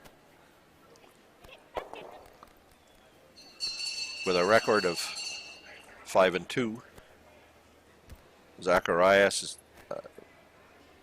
must win if she wants to advance to the playoff round without going through any kind of a tiebreaker round. If she happens to lose, she'll still have a second life, but not a life that anyone would prefer to have. She wants to see this rock go out the back of the rings. She wants to sit 2, she does, but she rolls away, in fact, leaves one rock, one yellow Zacharias stone in the back of the 12-foot circle. Okay, tough one. With 2 rocks to come, 1 skip rock each side. Caitlin Jones will simply play the hit on that rock in the back 12-foot circle and allowing Zacharias to blank, and they'll move on to the 8th end. But this is Caitlin Jones in the hack with her final shot of the 7th. Needs to curl. Outturn hit. If you can a bit. Okay, good. 14-6. Right to it. Makes the nose hit, rolls, continues to bite, forcing Zacharias to make a play. She'll want to hit and roll away.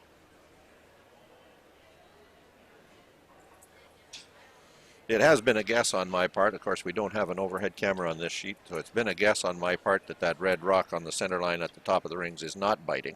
Okay, right on the button. It's got to be here. Right to it. So we'll see on that momentarily, but I think it's a fair assumption. So my expectation is that Zacharias is trying to play a hit and roll out to blank this end. Yeah, no, it's going right around it. Okay, Vanessa. Final shot of the 7th underway, delivered by the reigning world junior champion. Maybe one of the longest tenured world junior champions in curling history, along with Jacques Gauthier. They won 2 years ago before the COVID shutdown. So it is a blank. Lisa Blixhaven is asked with her first shot of this 8th end to play a draw to get cornered onto the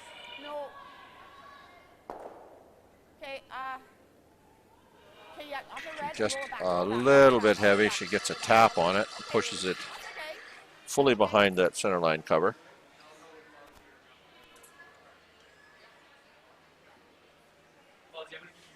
McDonald lies 1, Fleury 2nd and 3rd, all in the 4-foot. McDonald lies 4th shot, biting the edge of the 4-foot circle, and Tracy Fleury asked Selena Negovan to come down the ice to look at the angles, determine whether or not they work for whatever Tracy has in mind. She's looking for a hit.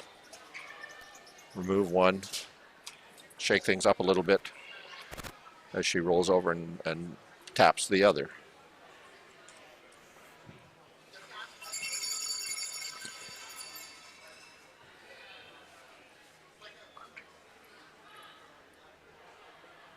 Team McDonald forced Team Fleury to take a single point on the 6th, so they have the hammer here in this 7th end. Selena Negovan 3rd for Tracy Fleury, throwing her final rock of the end.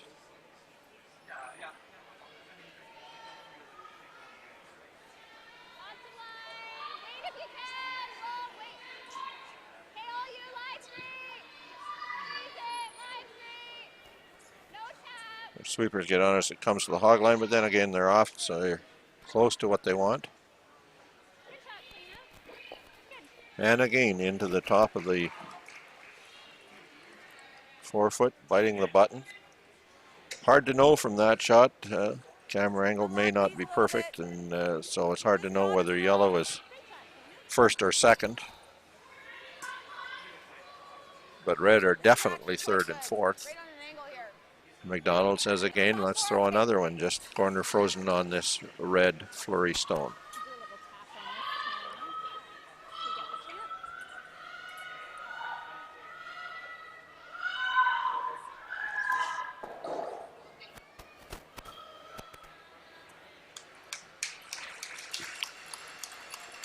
You might hear a little bit of applause in the background. Laura Burtnick has just made an outstanding shot on the game between Robertson and Watling, a double kill of a pair of rocks in the forefoot circle, and in fact moved a third Watling stone from the back of the forefoot circle, and Robertson lies 3 with skip rocks to come in that game. But we see back in our game that the Lisa Blixhaven draw comes to rest, top of the forefoot. An interesting end has developed here with 3 of each color in or touching the forefoot circle, and with a pair of flurry center line guards, one on touching either side of the center line. So now they need to stand and look at angles and say, okay, if we do this, what happens? If we do that, what happens?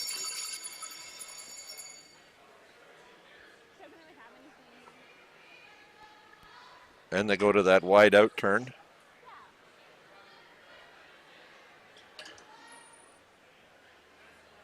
It's an out turn shot that has required a good deal of precision earlier in the game. There's a, if they get the curl at the right time, they can get this rock to swing right to the forefoot circle.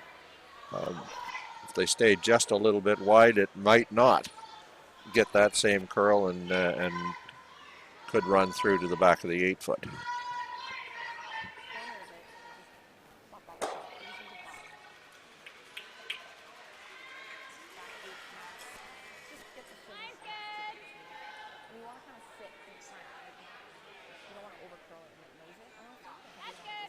Flurry's draw, a guard attempt, comes to the hog line, just across the hog. And she does, with that nice guard weight, get it into the swing I was referring to, and guards that in-turn side, leaving only the out-turn side for Christy McDonald to play with.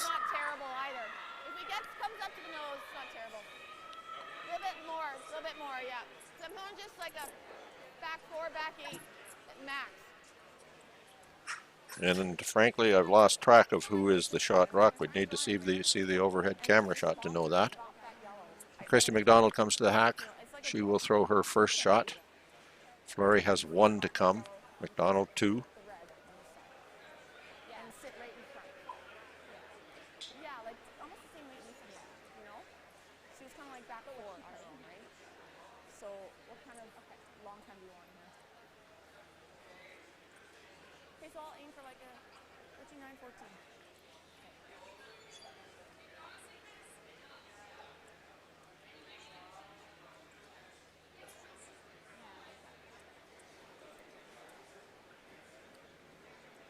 McDonald's shot is underway. A draw.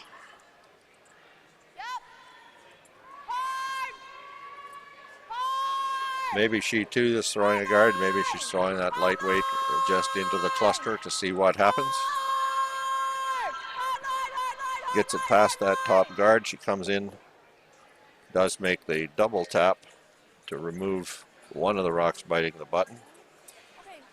And it leaves clearly now the red flurry stone lying shot rock.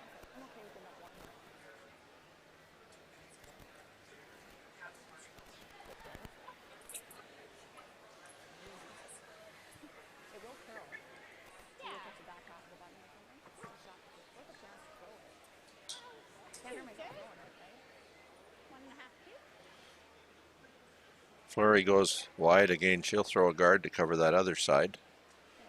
From that overhead shot, it almost seemed like there wasn't anything that McDonald could do anyway, but another guard is never a bad thing.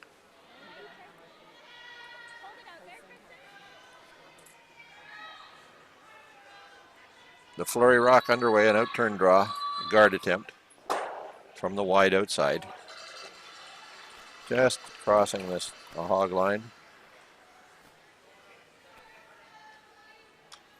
And curls up a bit as it comes to the rings. Fighting the top of the 12-foot circle. Leaving virtually nothing that this observer can see. Be interesting to know what Team McDonald thinks they can see. They're trying to find a way to tap a rock. Needs to move that rock that's biting the front of the button an inch, maybe two. So it'll be a draw attempt. Fleury did leave room. McDonald can draw between those two reds, the one on the center line, the one to the right of it that Fleury just threw. If she can negotiate that port, she can get a tap on the yellow in the 8-foot, which would tap it onto the yellow in the 4-foot, and then it's just a question of whether the angles and the weight are right to result in a steal of one for Fleury or a single for McDonald. The rock's underway.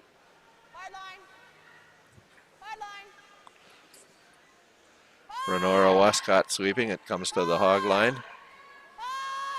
Call for the hard sweep. She is going to get past the guards through the port. She's going to make the contact on the one, on the two, but pushes it a little too far, and it would seem to be a red. So Fleury gets the first real break in the game in a steal of one to take a 6-5 lead after 7 completed ends. And while we won't swing the camera over to you, we will tell you that Darcy Robertson's final rock of the 7th end is underway. Robertson playing a hit for a single point on the away end of sheet B. She makes the hit, but she does roll away. Looks like it was actually a hit for 2, rolled away. And gave up. We'll just hang on a minute. We'll mark up the score and then we'll take our break.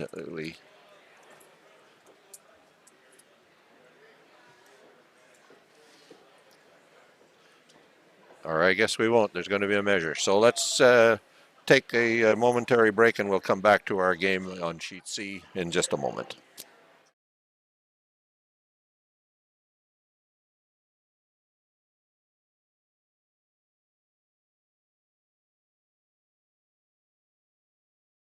Curling in the small town part of Manitoba is really big in the winter. It's something for the community to do, and it really brings the community together. We can hold annual events like our Bonspiels and our weekly nights. It's really something to do for everyone in the community. You can do it from any age.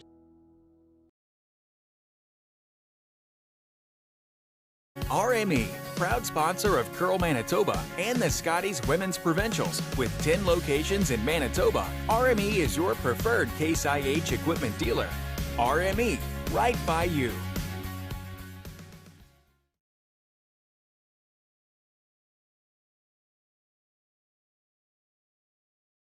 Okay, good.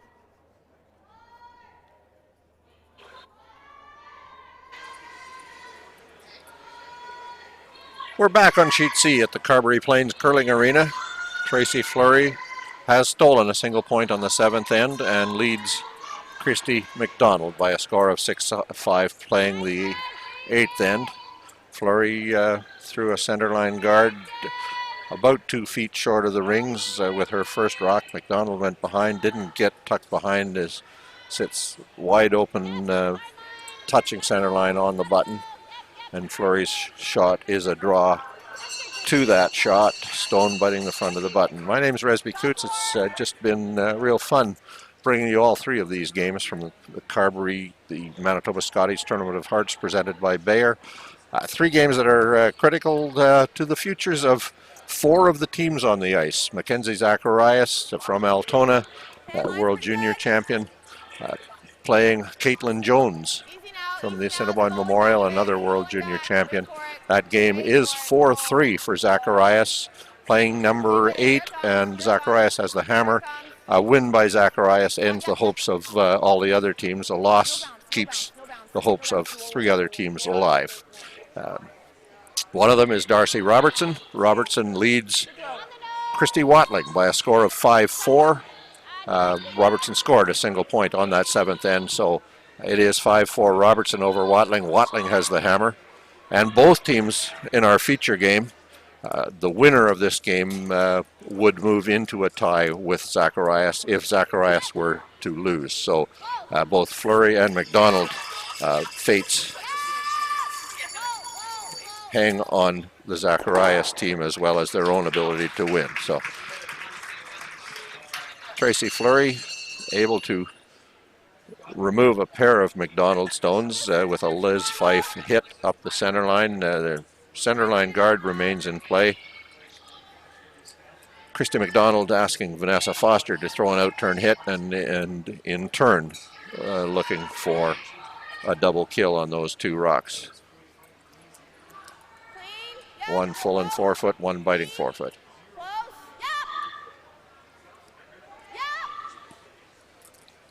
Foster's hit comes to the top of the ring. She makes the contact required, kills them both, rolls wide open at the edge of the 8-foot circle. Fleury will ask Liz Fife to throw an out-turn hit, see if she can hit and roll to the center line behind the guard that she placed there. The first shot of this end by Kristen McCush.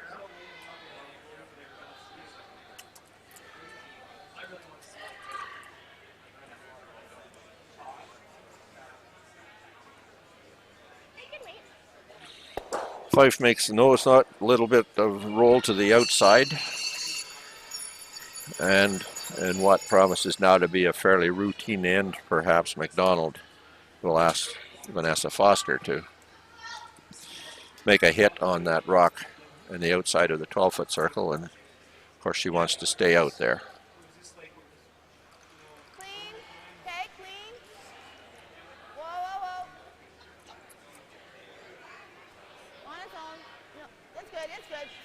Foster's hit will make nose contact, biting the 12-foot. Fleury looking for Selena Negovin now to play the big hit and roll. She wants to roll some 6 feet. Good angle. She'll be able to roll. If she can make that roll to the center line, she'd be biting the front edge of the button.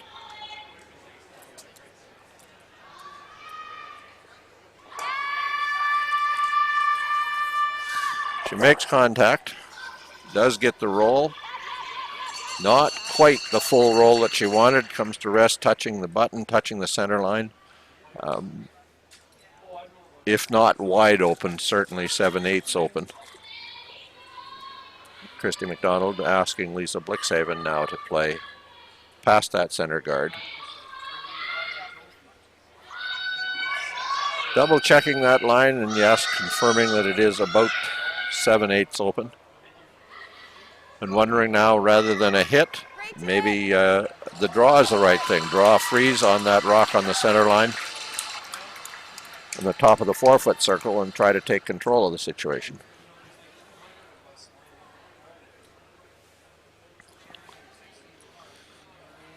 So Lisa Blixhaven will throw that draw freeze attempt. Meanwhile, over on sheet A, at the home end, there's one rock yet to come. Mackenzie Zacharias lies a single point, biting the button. Caitlin Jones has 2 in the top of the 4-foot, a little bit Christmas treed, protecting that rock. Great shot, Lisa. That a girl. Zacharias will have a wide out-turn draw. She's going far outside the rings, almost to the wall, and hoping that she can throw a draw that cuts in, and she'll be attempting to bite the back of the button with her final stone of this 8th end. Zacharias already lies 1.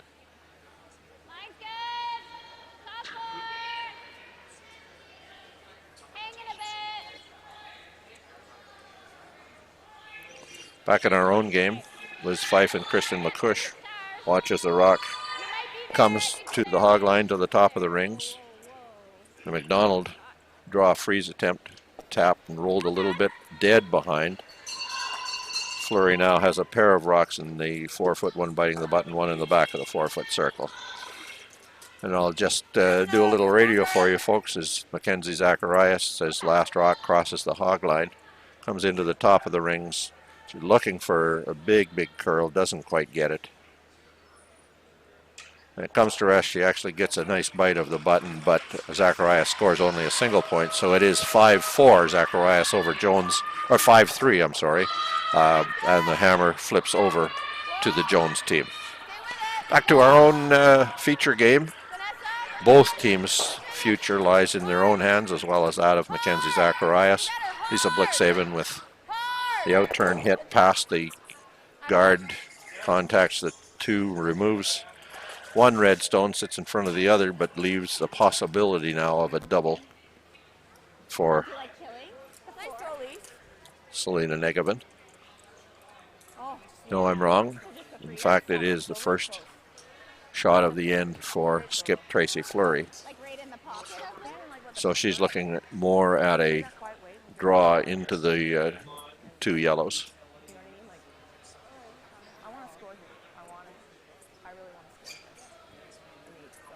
A protection shot for the next, depending on what McDonald does with her first stone. So this is Tracy Fleury as she goes to the hack. She'll throw the outturn draw.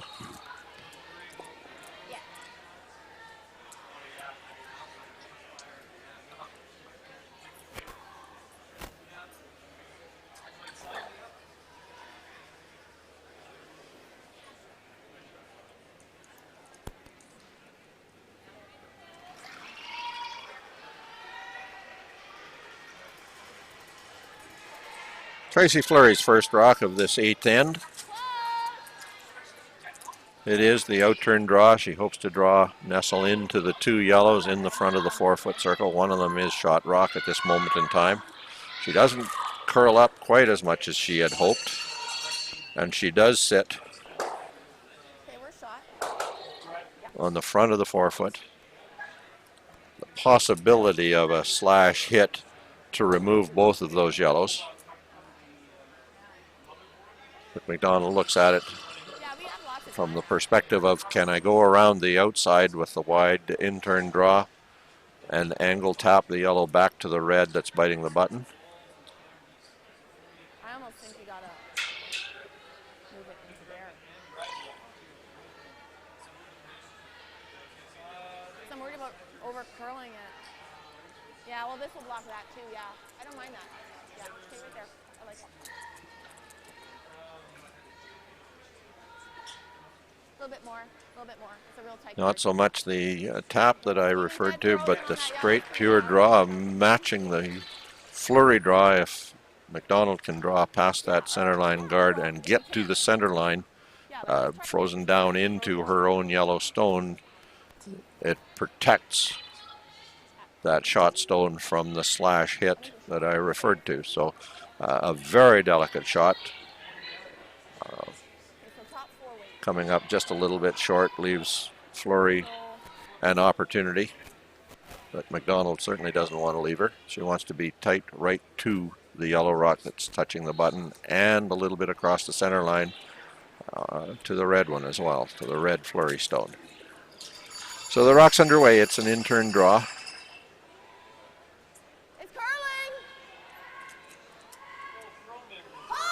And as it approaches the hog line, there is the hard sweep call. Begins to swoop.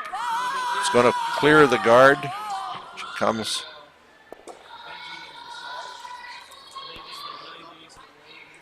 a little too deep, taps it a little too deep, and in fact the red Fleury stone now lying one, biting the back of the button. Perhaps a little more weight, perhaps didn't curl up quite as much as McDonald hoped. The sweep call indicates that Lisa Blixhaven and Christie thought it had to go to get it past that guard. Didn't miss it by much. Yeah. I think we just gotta take this away, right? Not bad at all. It's a better setup. She'll have the run. Can you guard both? Or? And looking at all these angles, the Fleury team has called a timeout. Their coach, Sherry Madaw, Ontario champion, has come out to join them, talk about what the possibilities are. If we do this, what's she going to do? Those kinds of conversations.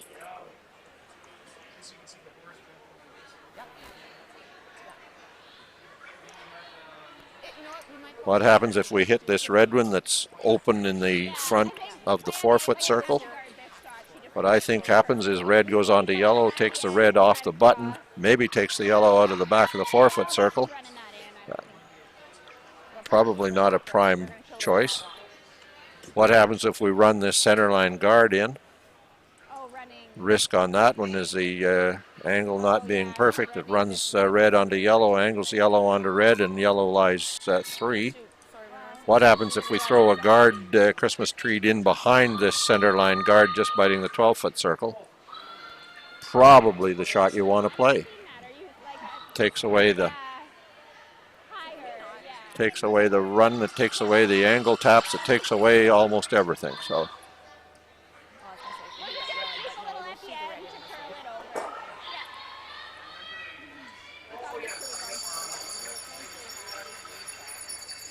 Fleury goes wide. It will be an in-turn draw.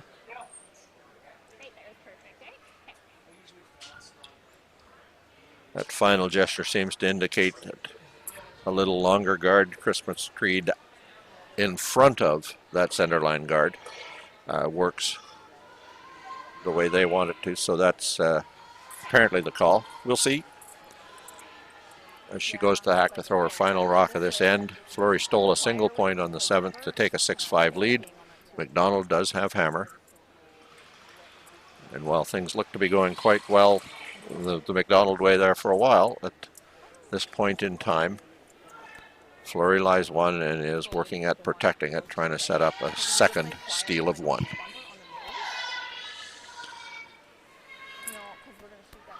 Sweepers on it and about halfway down the ice. Not real heavy sweeping. But as it comes to rest, Negavan says it's got a curl.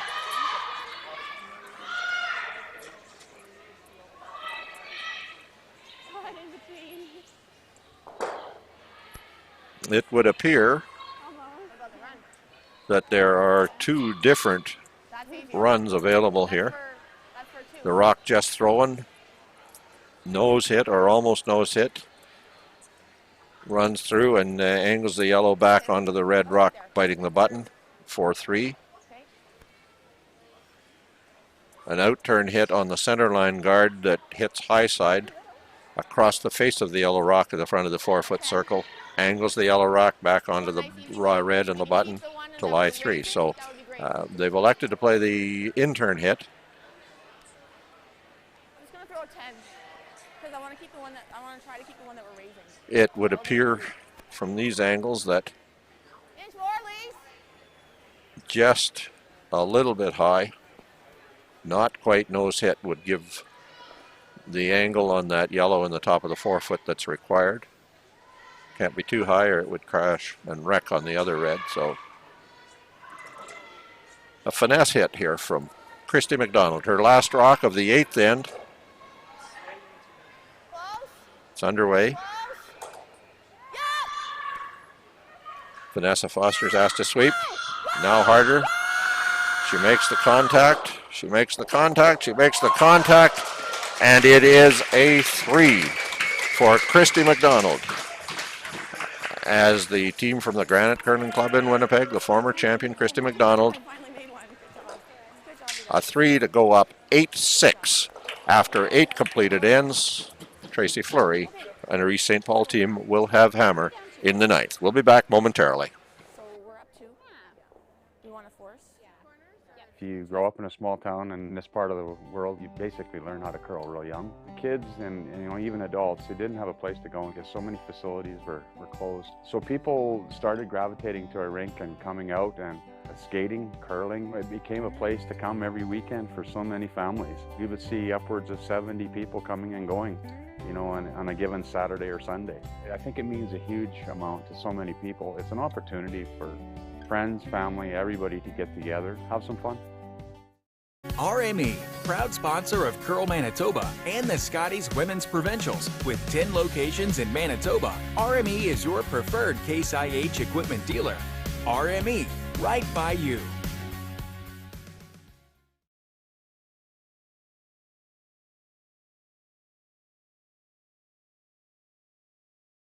Quiet.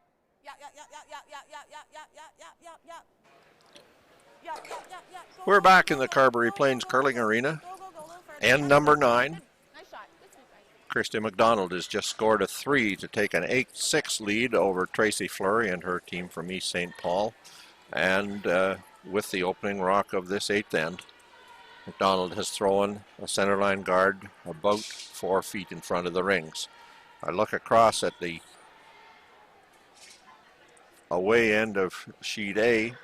Don't think it's time to go there yet, but we should keep an eye on that because we may see a significant number of yellow Zacharias stones in the rings as that end develops further. Jones' team appears to be doing their best to claw back from that 2-point deficit, and at the moment a lot of yellow in play, and yellow happens to be the Zacharias team. Back on our sheet, Tracy Fleury has thrown that corner guard. Renora Westcott is asked to throw guard or draw around the center guard she threw with her first stone into the button. Okay, on its own.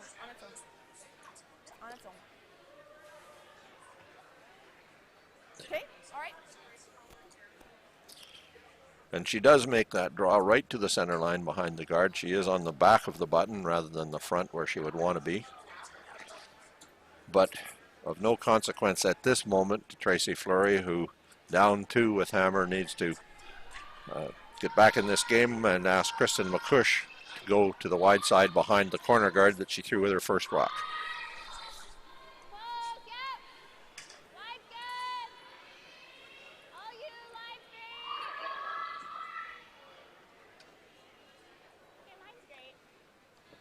And as that rock comes to the ring, it begins to curl hard. It will go outside the 12-foot circle, but almost perfectly positioned behind that corner guard.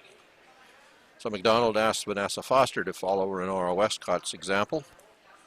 She'll throw that same in-turn draw, try to get to the top of the 4-foot, even top of the 8-foot circle. Okay, line's a little full. How's the weight?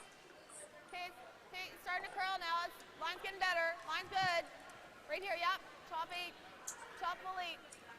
Got lots of room still. Lots of room if you can. Finish it though. You can go right to here. Okay, it's got to curl. Go. Hard for curl. And that right combination of weight and delivery to bring that rock in that nice big swing into the center line that I referred to earlier. Not quite to the center line, a little bit open. Fleury says what we need to do is it's in fact not very open at all, is it, when you look at it from that angle. Just a little bit of weight, tap yellow onto yellow, move a rock from the back of the 4-foot into the back of the 8-foot circle and sit in front of the one just delivered.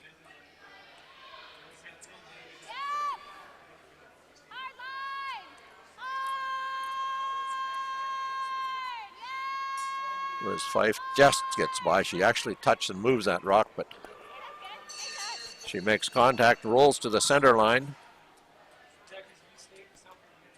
Second shot leaves McDonald's shot rock just back of the button, biting the back corner of the button. And while they looked at removing the corner guard, the decision is to play yet another draw in that same curl into the 4-foot circle. Angled onto the red rock just thrown by Liz Fife would be fine.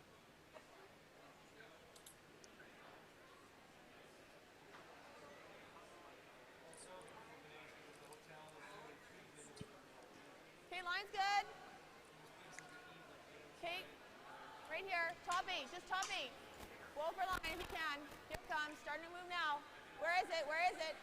Okay, we got a curl. Got some finishing to do. Right here. Right on the corner. No bounce. No bounce.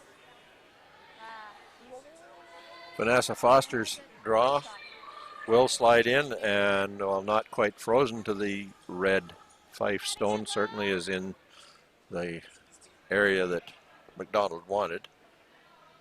But Fleury does look at the possibility of following that same line, maybe getting an inside roll again to the center line. The option being to go the other turn and play tap of the red that sits in the front of the, or in the 8-foot circle and back onto the rock in the 4-foot. But she will go back to this in-turn draw, playing a tap, trying to get across the face of it and roll to the center line.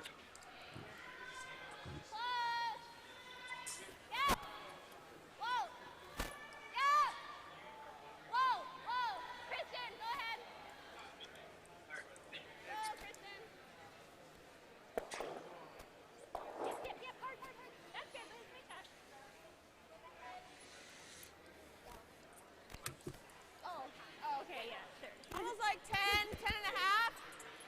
Taps and rolls a little bit open. A wide open hit opportunity for Christy McDonald, and if she can hit and roll to the center line side,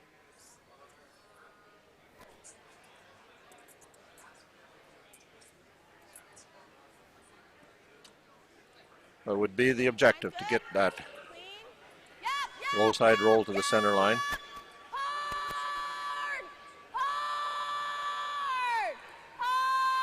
There's a Blixhaven hard sweep call. She does over curl just a little bit. Rubs the target stone, pushes it to the 8-foot circle, removes her own rock, however, and there are 2 yellows, one in the back of the 4-foot circle, one just behind that. That can be removed. Selena Negovin will play that mid-weight hit weight.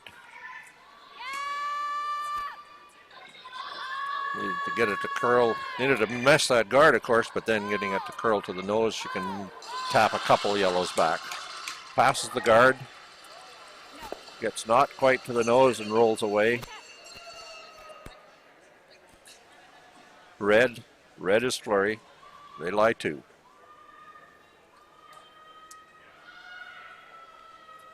McDonald now in a little bit of interesting times with the 3rd rock behind the 4-foot, but then Fleury with 4 and 5. So a lot of red in play now, and Lisa Blixhaven will attempt to remove some of it.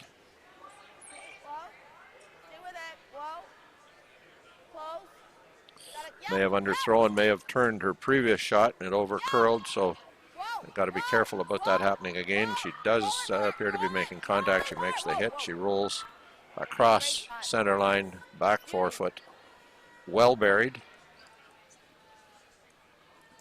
But there is a red raise. You can't quite see the red rock in your view. You can from that angle. Just have to navigate just past that center line guard. Almost nose hit, a little bit of an angle, and push it back onto the rock in the back of the 4-foot circle. Selena Negovin's delivery underway. Her last shot of this 9th end of the game. McDonald leading 8-6. Negovin gets the wrong angle. Removes the yellow from the back of the 8-foot. Rolls out of play. McDonald. Shot rock. Biting the back edge of the button. Pretty much behind cover. Peeks out a little bit on the in-turn side. And McDonald will come to the hack to throw her first rock. We're looking at a hit. 9-7 to 10. Yep. Hit and roll to the center line. Maybe safer than a little bit outside, depending on angle. A little bit outside might leave a double kill. Might not, though. We just don't have a perfect angle on that. First objective, obviously, get rid of that red rock that bites the 4-foot.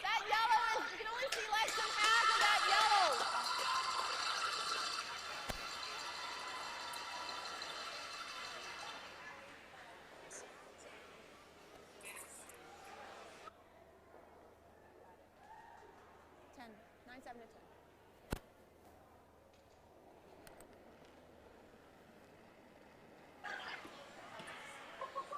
McDonald's first shot of the end underway. Whoa, Renora. Whoa. Whoa. Yep, yep, yep. Roll it a little bit. Okay.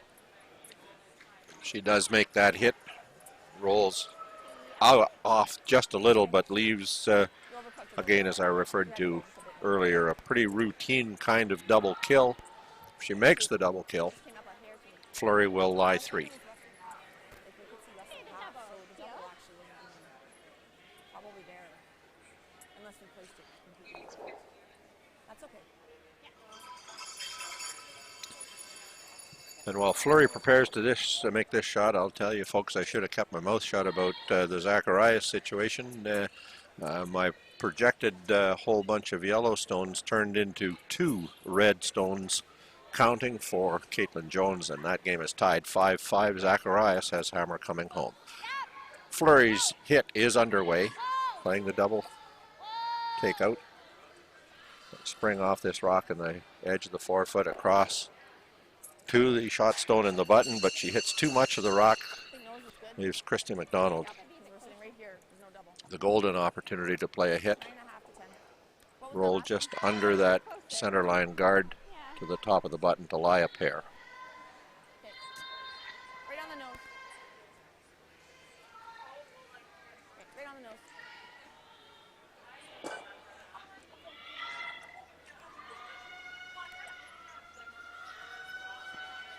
I mean, I guess if it comes up, we can roll right to split center, but nose, I don't think she has a double.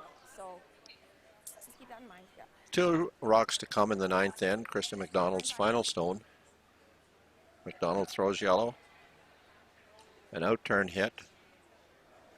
An attempt to roll to the center line side, try to get beneath the center guard. McDonald's hit is underway.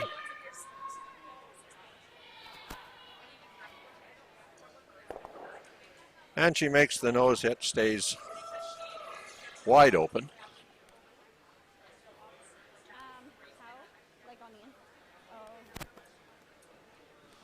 Teasing, I would say. Teasing Fleury with the possibility of a double of some kind.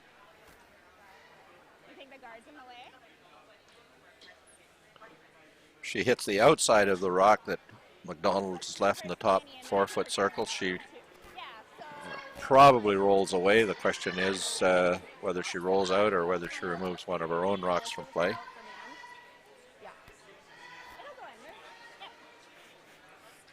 But we'll find out as Tracy Fleury comes to the hack to throw her last shot of the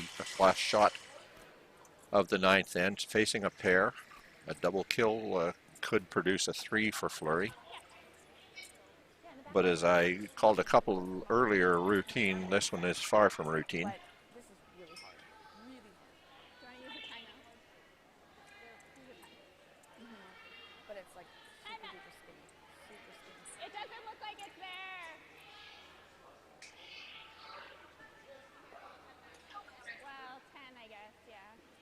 And Fleury stands up in the hack. It appears that something is wrong with the clocks. Maybe not. Appeared that she'd called a timeout. Maybe not.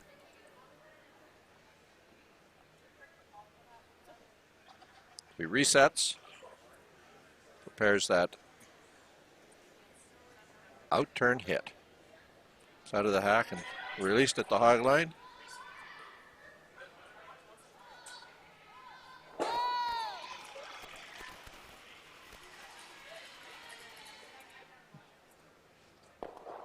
Makes contact on the center line side. It appears as if she was probably playing a thin double rather than the outside of the rock. Gives up a steal of 1. Krista McDonald puts another one on the board in the 9th end. It is a 9-6 lead for Team McDonald over Team Fleury as they go to the 10th end. We'll be back momentarily from Carberry.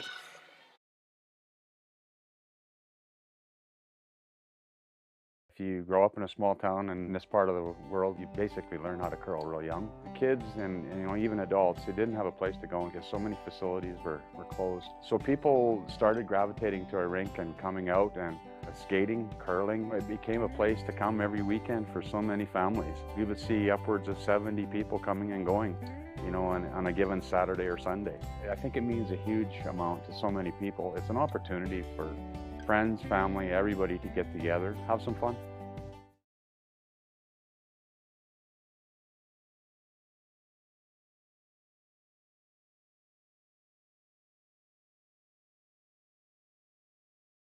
Line's a little tight. Yeah. Gotta go. Gotta go, gotta go, gotta go. Gotta go. Even full 12's good. Go, go, go, go, go. Go, go, go, go, go, go, go. Full 12, full 8 if you can. Go, go, go, go, go, go, go. Go, go, go, go, go. Really nice sweep, you guys. Good shot. We're back in Carberry. I'm Resby Coots with the final end of our feature game, a game that important to both teams. The winner still has the opportunity to advance to the playoffs. The loser definitely on the sidelines after this game. And it appears that Christy McDonald and her team from Granite and Winnipeg may be en route. They have stolen a single point in the ninth end to have taken a 9-6 lead coming home. And that first rock, of course, by McDonald into the center of the rings in the 8-foot circle. A mistake now by Kristen McCush, lead on the Fleury team, as her corner guard attempt slides into the top of the 12-foot circle, allowing Renora Westcott to throw a hit. And of course the fate of the winner, presumably at this point the McDonald team, perhaps not, but the fate depends on the outcome of the game 2 sheets over. On sheet A, where Caitlin Jones put a 2 on the board on the ninth end, and that game is tied at 5. With Mackenzie Zacharias holding hammer, playing the home end. The other game at the center sheet, Darcy Robertson still has hope of advancing, and again she needs Zacharias to lose. It is a 6-5 lead for Robertson. Robertson scoring a single point with a hit, facing 2 on the ninth end, and so Robertson leads 6-5, but Watling does have hammer in that game.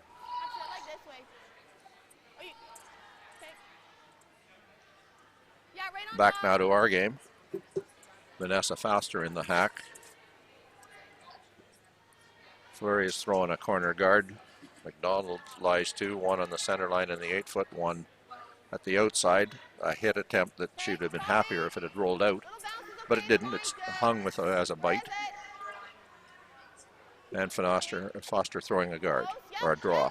She won't want it to be a long guard if it is short of the rings.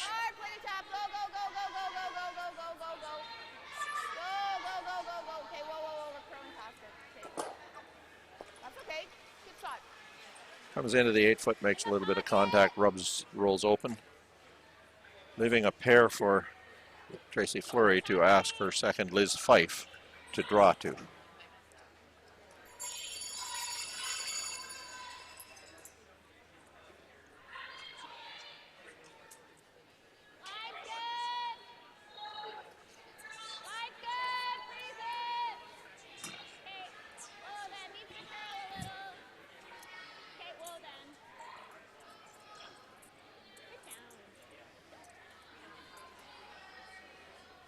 And as that rock comes to rest, the Fife stone bumps the McDonald stone up just a little bit and rolls to corner freeze on the other McDonald stone.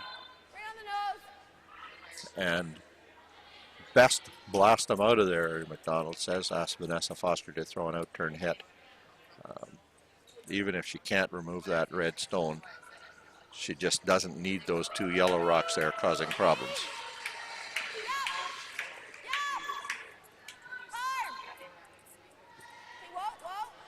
Foster's hit does remove both of the yellow rocks from the 4-foot circle. Completely okay with Christy McDonald at this stage with a 3-point lead. She just doesn't need rocks for the red Fleury team to draw up against. So.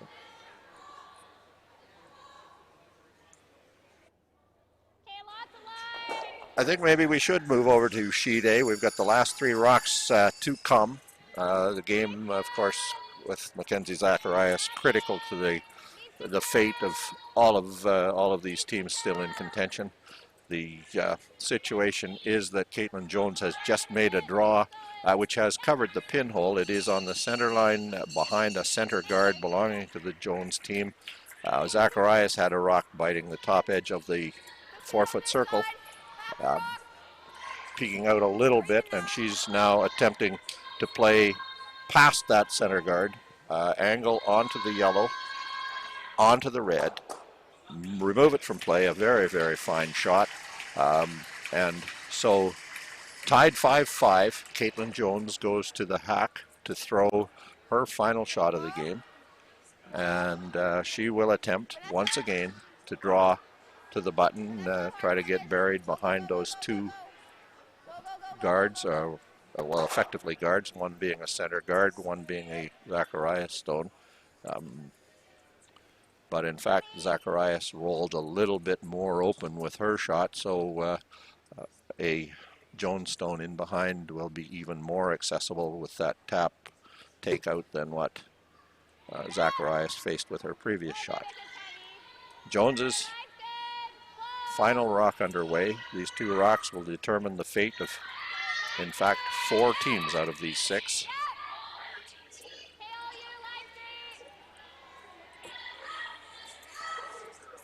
Robin Negevan, Sarah Oliver, the sweepers.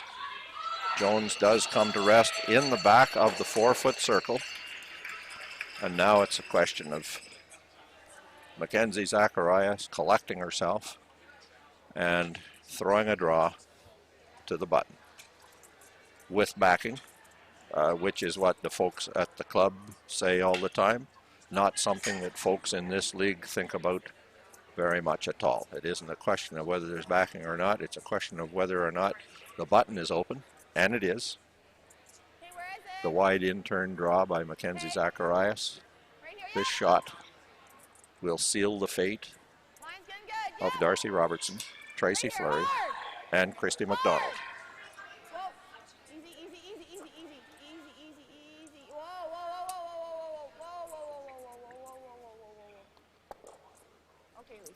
Mackenzie Zacharias, young skip from Altona, out of the hack. Her rock is released at the hog line.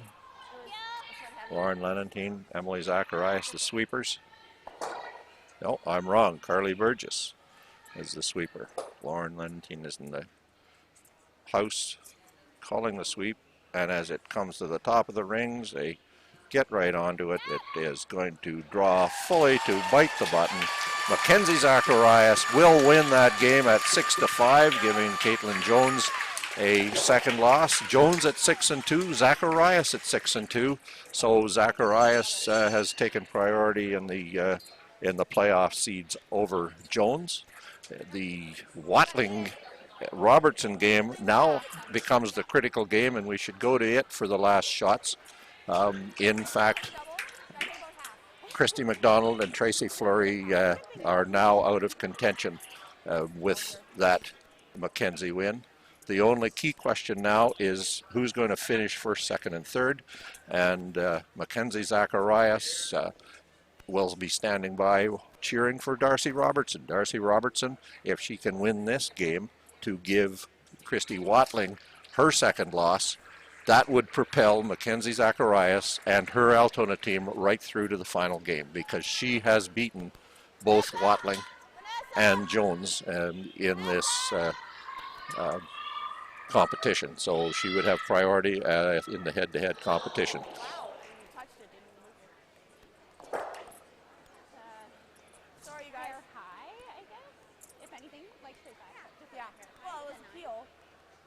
So Fleury McDonald continue. Sorry, I thought that would move a bit. I actually touched it. That's crazy. McDonald lies one in the back of the 4-foot circle.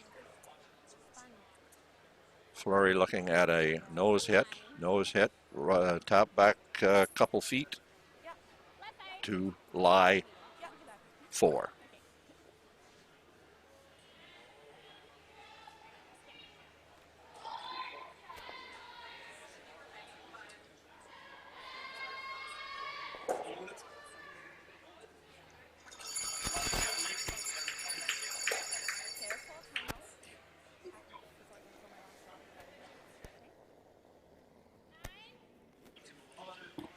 Flurry's hit underway.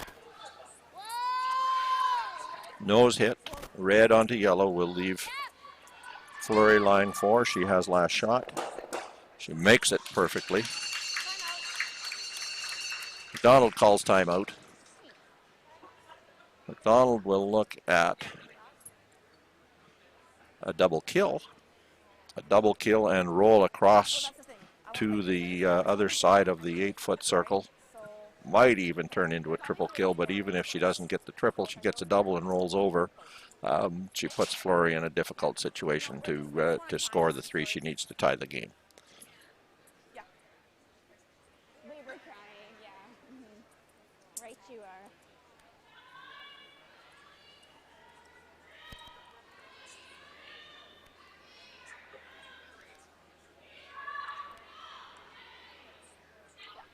Two rocks to come in the Flurry-McDonald game. 3 rocks to come in the Robertson-Watling game. Robertson is just throwing a draw that needed to curl to backing in the 8-foot circle. And in this instance, she needed the backing because it slid through the back of the rings.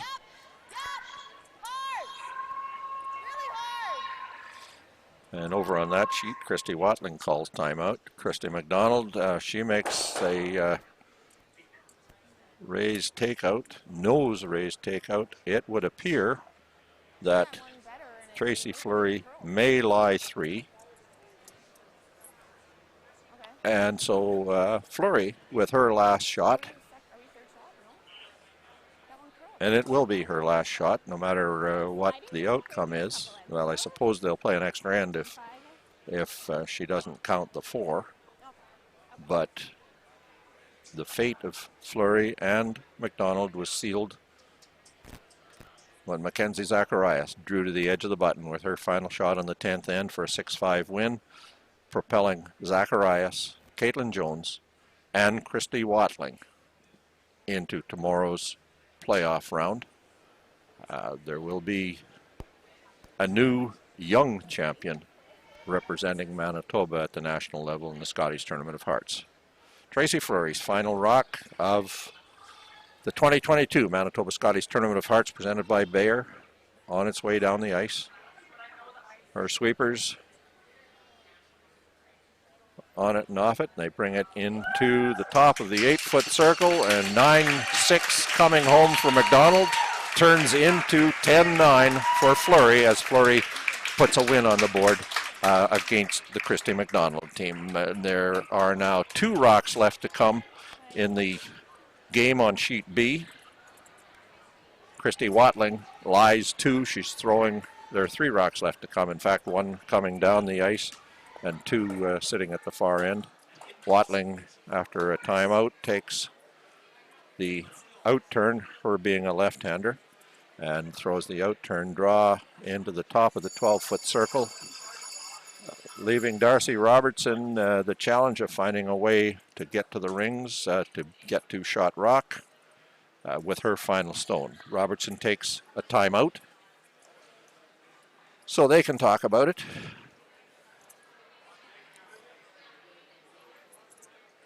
As I said a moment ago, the outcome now not in doubt as Jones, Zacharias, and Watling will go through. A Watling win gives Watling first place. A Watling loss to Robertson gives Zacharias first place and the bye to tomorrow's final. The playoffs are scheduled 10 a.m. semifinal, 4 p.m. final.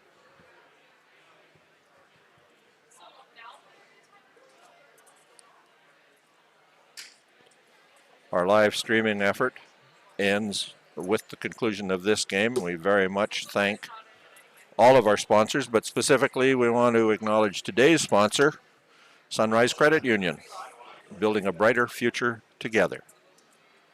We very much appreciate the support of our sponsors in making this live stream opportunity a possibility, or taking it from a possibility to a reality. And it's been very well received. We thank you for the comments you've sent forward, the suggestions you've sent forward, the occasional criticisms you've sent forward. Darcy Robertson in the hack, her final shot.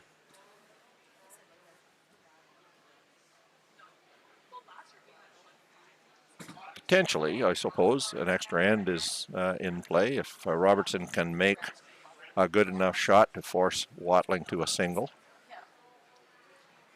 And perhaps fitting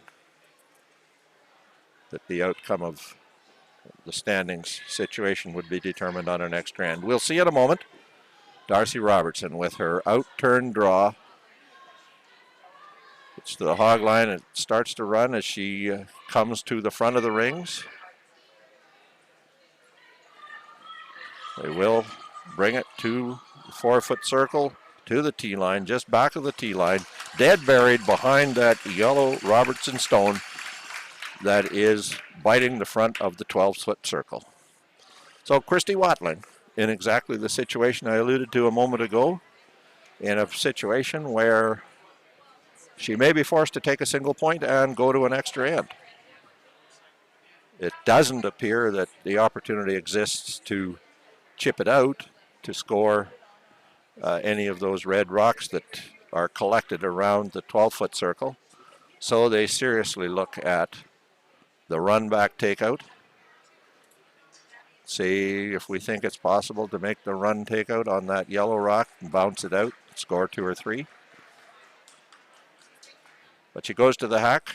She takes 2.5 feet of ice, and it would appear is attempting the tap back, execute a shot that's got to be very, very close to that rock biting the top of the 12-foot circle to make contact and tie up the yellow rock. It's got to be, it doesn't have to be tapped out of the rings, it's got to be tapped full to the 12-foot circle. But Watling went to the hack, she stood, she looked, she visited with her team.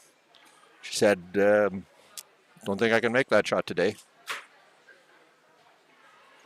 And so she comes halfway down the ice, but third Haley Ryan knew what she was thinking. She knew she was thinking, we've got to go back and we've got to play the run. So looking for a dramatic end to this game.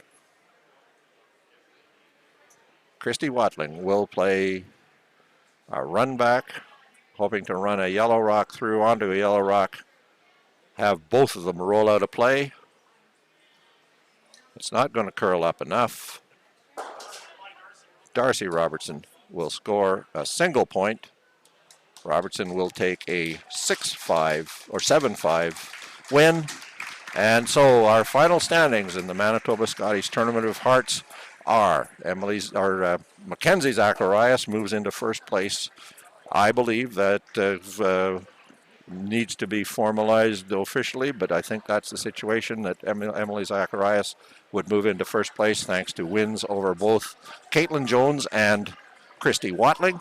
Christy Watling and Caitlin Jones will play in the 2-3 semifinal game tomorrow at 10 a.m. in the Carberry Curling Arena. The winner will go to the 4 o'clock final game against Mackenzie Zacharias. My name is Resby Coots. It has been great fun to bring you these 3 games this afternoon. I want to thank the guys at the technical end for hanging with me as we flipped cameras back and forth. It was a great deal of fun. I hope you enjoyed our attempt to show you all 3 of these games that were so critical to the outcome of this competition. And that does wrap it all up from the 2022 Manitoba Scotties Tournament of Hearts, presented by Bayer from Carberry, Manitoba.